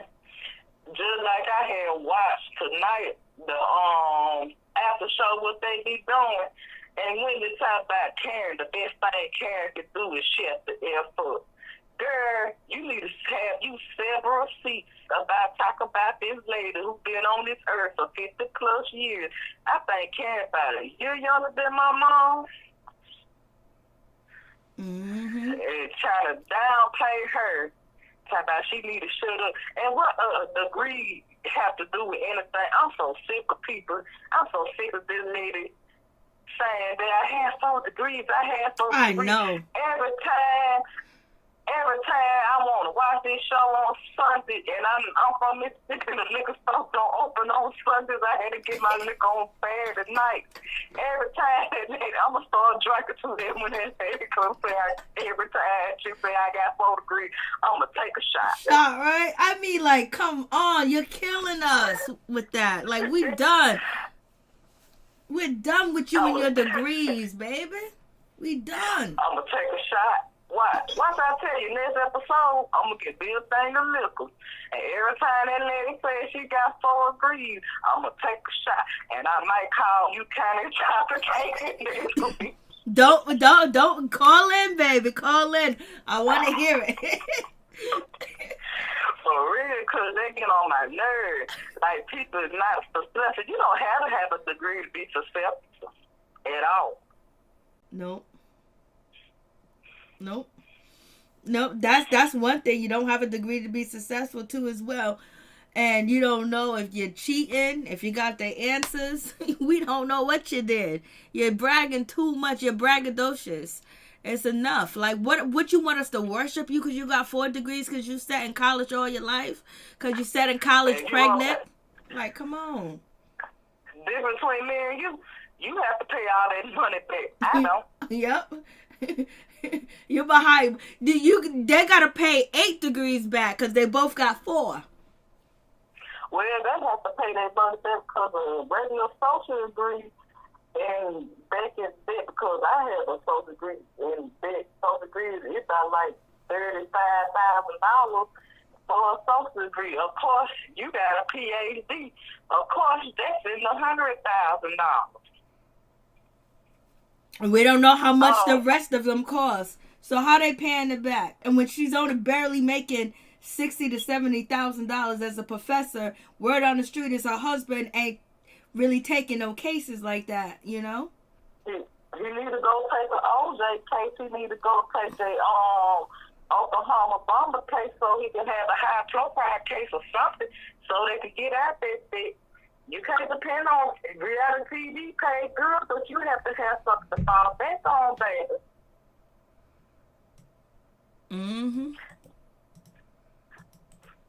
Cause sometimes schooling don't teach you how to make money. They just give you a paper behind your name saying that you are knowledgeable in this subject. But when you get out there in the real world, you know, you have other people that may get the job before you because of nepotism, because of your skin color. So now you got 4 degrees, and how many you using? 1? Yes, Lord. I just pray for her. That's all I can do because she don't have no personality. That's why I understand that her mother-in-law do not like her. And me being up in Aquarius, I'm an Aquarius. I observe a lot of things. When I first called you and tell you I wasn't feeling her, I observe her demeanor. I observe her personality like she's sitting there back, but she not. She just like she want to keep up in the Joneses. She want to eat caviar on a sardine budget to be.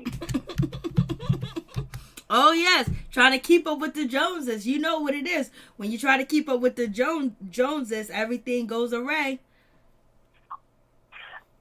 In my life, I'm not trying to keep up with nobody. I live one day at a time. I got a regular job. I'm a regular person. I work Monday through Friday. Amen.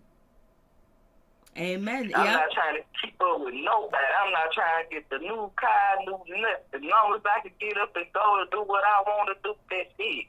Exactly. And you're happy with it because there's something she feels like she's got to keep proving to the world that she is somebody. She got to keep telling people she got these degrees. So there's something that's empty inside. The degrees is not filling her up. The kids are not filling that that brokenness that she got inside, that emptiness. The husband's not fulfilling it, because if she was fulfilled in her life, the last thing that she need to do is say, I got 4 degrees over and over and over. That is your pick. That's your pitch. That's your ticket in. I got 4 degrees. She's hoping that these 4 degrees will help her on Real Housewives of Potomac so she can actually really make some money, because she ain't making shit. She's just like us, everyday people, but she's putting it on the front, and she's hoping that this opportunity would take her somewhere. So only thing she can shout to the sky is, I got 4 degrees, nothing else. I got 4 degrees. Shoot, I got 2, and I work a Monday through Friday job. I'm a regular person with a regular life. I probably live more comfortable than they lady, and me and her the same age. Mm-hmm. And then Ashley, she going to 30. I'm so glad she is coming out with that postpartum depression. But I don't have any kids, but I have a lot of family members who have kids, had one through postpartum depression. Yep. And then Michael, he needs to down here to live his truth. He know he want to be with a man. It is what it is. It's 2020. It's not 1990. Like, oh, you gay. We gonna punch you just like I was in. It's not like we was in school. Like, if you gay, we wanna beat you. They wanna beat you up. Now you can live your truth. Go ahead and tell that lady that you wanna put on high heels and a skirt, and it is what it is, and give her happy payday. She gonna get that payday. Ashley ain't playing. Ashley is not playing. Ashley gonna get her payday, and she gonna end up with a young man. You watch, and she gonna be a sugar mama. So what? She gonna wait till them fuck after that baby drop, that other baby drop is doing so well, and she probably gonna get tired of Michael bull crap, and she gonna divorce Michael and get that payout. Let Michael do Tom, Dick, and Harry. And Ashley gonna give her a 20 20-year-old gonna beat that bitch out. We'll see. Because Ashley still wants to have a husband. But if Michael cheats again, it's going to be over. But she knows how to secure the bag. She knows how to amend their agreement, their marital agreement, and amend what she needs. She says she wants to make sure her and the kids are going to be set if anything happens to their relationship. Mother don't want no woman like I want a man. Well, it seems like Ashley can turn him on because now they got 2 babies and they've been doing it and doing it and doing it. Wow. Michael, she probably already knows Michael's truth. She just ain't telling the world. She ain't gotta tell the world we seen it. I know. We did. I forgot. We seen it. And she gotta tell us anything. And the sad thing is this man keep coming to her job and embarrass her. He won't even let the baby come to his job because he's the boss. But yet he can come to her job and just embarrass her, man. That man 60-some years old. That man probably got him a man on the side. Probably been sitting with that man on the side the whole time he was married to Ashley. That man want a man. And Gizelle tried to be funny talking about Robert old $1,200 in Texas. Somebody like $90,000. And Robert need to take basic economics because that girl can't manage a checkbook. That girl can't say nothing. She can't manage a checkbook. She can't flip a house. She gave all the money away to somebody that swindled her and her husband. She gave all their life savings away, Lord. I couldn't even imagine doing that. That girl can't flip $20 for me. I know. She said she can't even flip $5 for me. She can't flip nothing for me. She can't flip a dime for me because all she gonna do is give her away. She be like, oh, Alicia, I had gave your $20. They came back. You ain't know it was a scam. It's a mess. It's a whole mess, for real. And then I don't understand why they trying to ice Monique out. Gizelle and Robin is jealous of Monique because of Monique's hair. And then that little line article talk about Monique was homeless before she met Chris. I said, people hate so much on that girl, they have to put out a line on that girl. I said, that's a lie. I said, how she gonna be homeless before she met her man? She got family members and stuff to support. A lot of people jealous of her because she had a strong support system. If you have a strong support system in your life, nothing don't conquer you. That's right. And Gizelle and Robin want what she had, a strong support system. And just like Robin mama, she acting like a 10-year-old want to tell her mama, oh, I owe $90,000. I was talking about my mama, I owe $90,000 for IRS. You gonna say, oh, dang, you gonna pay that? Monique not in no debt. Monique comes her business and all that kind of stuff. But Robin, she ain't debt. She ain't this. She trying to say these country ass taxes my language. After state line stores you can pick up on the souvenir thing. Gizelle got the makeup line. I ain't seen it in Portugal. Ooh, Jesus. And I don't know how long, but Karen, her perfume is selling. It is. It is. She need to put on the dealer. If she puts on the dealer, $5 just to support because I like Karen. Karen reminds me of my mom. I like Karen, but you know, they keep trying to play her like she ain't about that life, and she is.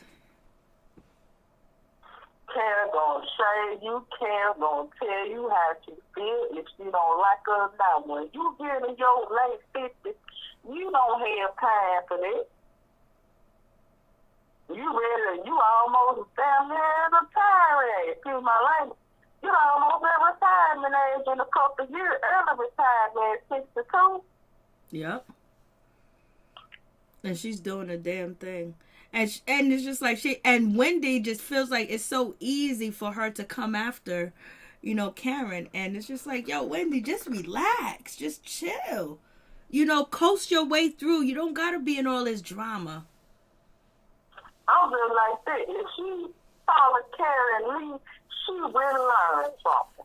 Instead of disrespecting her. If I was on that show, I'd check her because I'm like, that woman to speak your mom. I ain't never disrespect that woman. You're not going to feel disrespect that woman. My presence. But you don't have no people and have no sense like Gizelle and Robin and Ashley and Candice. Now, I'm not going to say Ashley because Ashley, she's going through her own stuff. And Candice, they entertain that. No, you'll learn something from an older woman. I don't talk to people my age.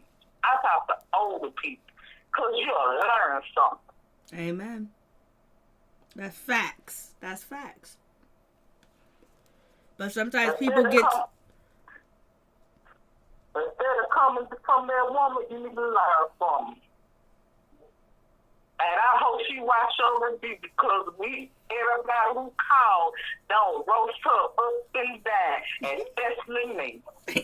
Yeah, I know. Wendy ain't surviving over here, baby. I'm just saying, if she watching.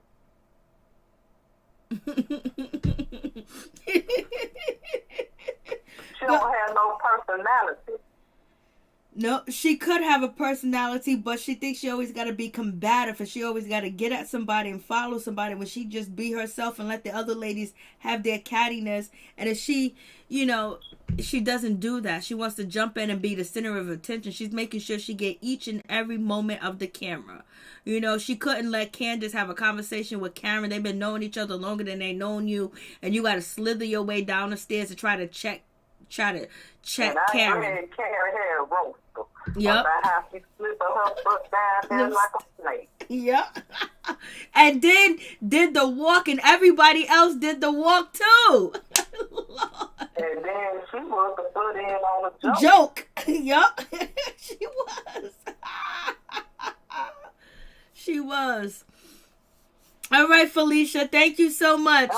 Thank you for holding on. Thank you for holding on, and good night, and be safe out there, and hopefully everything is all right in Mississippi. All right. Thank you. Good night. Good night. Good night. Good night.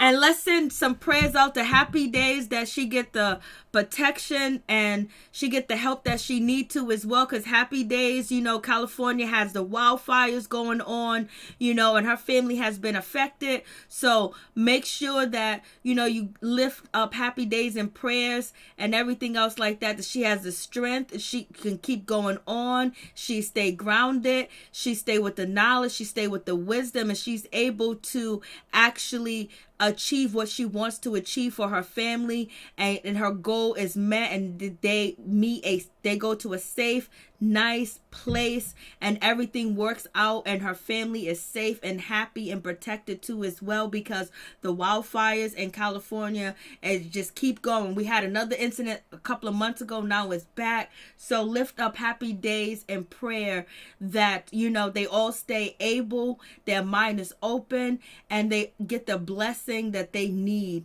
and everything works out, and they get a great opportunity, and things worked out where they are comfortable and they are at peace, and they find joy within their new home. Thank you so much, Happy Days, for being here.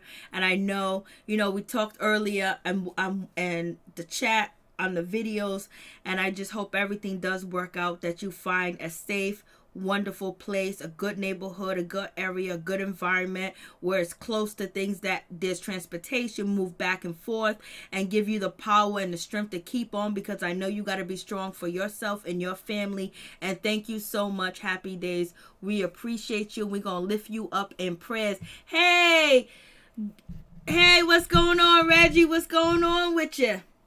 Greg, what's going on? Blanchard, what's going on? Which is good to see you. We've been going in for the longest, baby. Yes, we wish you well. Happy days. We're going to call it a night. Good night, everybody. Much love to y'all.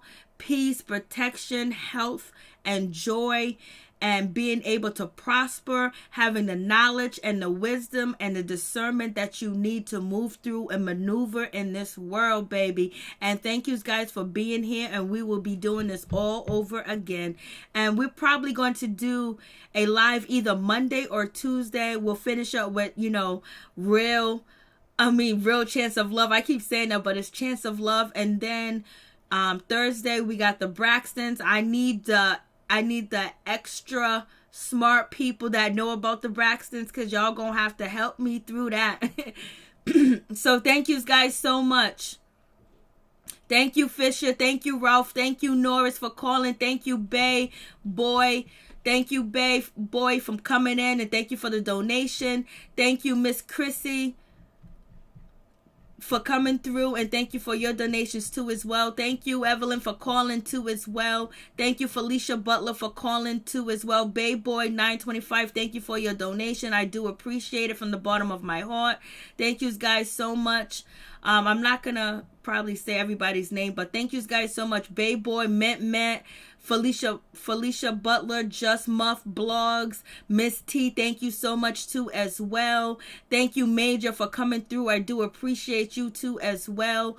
And everybody else that came through and showed your support. Ralph, LSW, thank you so much too as well. Hickerson, thank you so much. I'm sorry you didn't get a chance to call in. Miss Chrissy, baby, thank you so much for your donation. Monique Hill, thank you guys so much for coming through. I really do appreciate it from the bottom of my heart. Witch Hazel, thank you so much. I do appreciate you for real. Cassandra, thank you so much too as well. Thank you guys for your support and coming through. I do appreciate. If I miss your name, I didn't mean to. Linnell, thank you for coming through. I appreciate you too as well. Who else? Let me make sure I try to get everybody I possibly can. I said LSW, thank you so much. Miss T, thank you. Happy days. Cassandra, Ralph, Norris, Tony, Fisher, thank you so much. And everybody else that showed their support, typed in the chat rooms. I do appreciate y'all. Y'all have a good night. Peace and blessings to y'all, baby.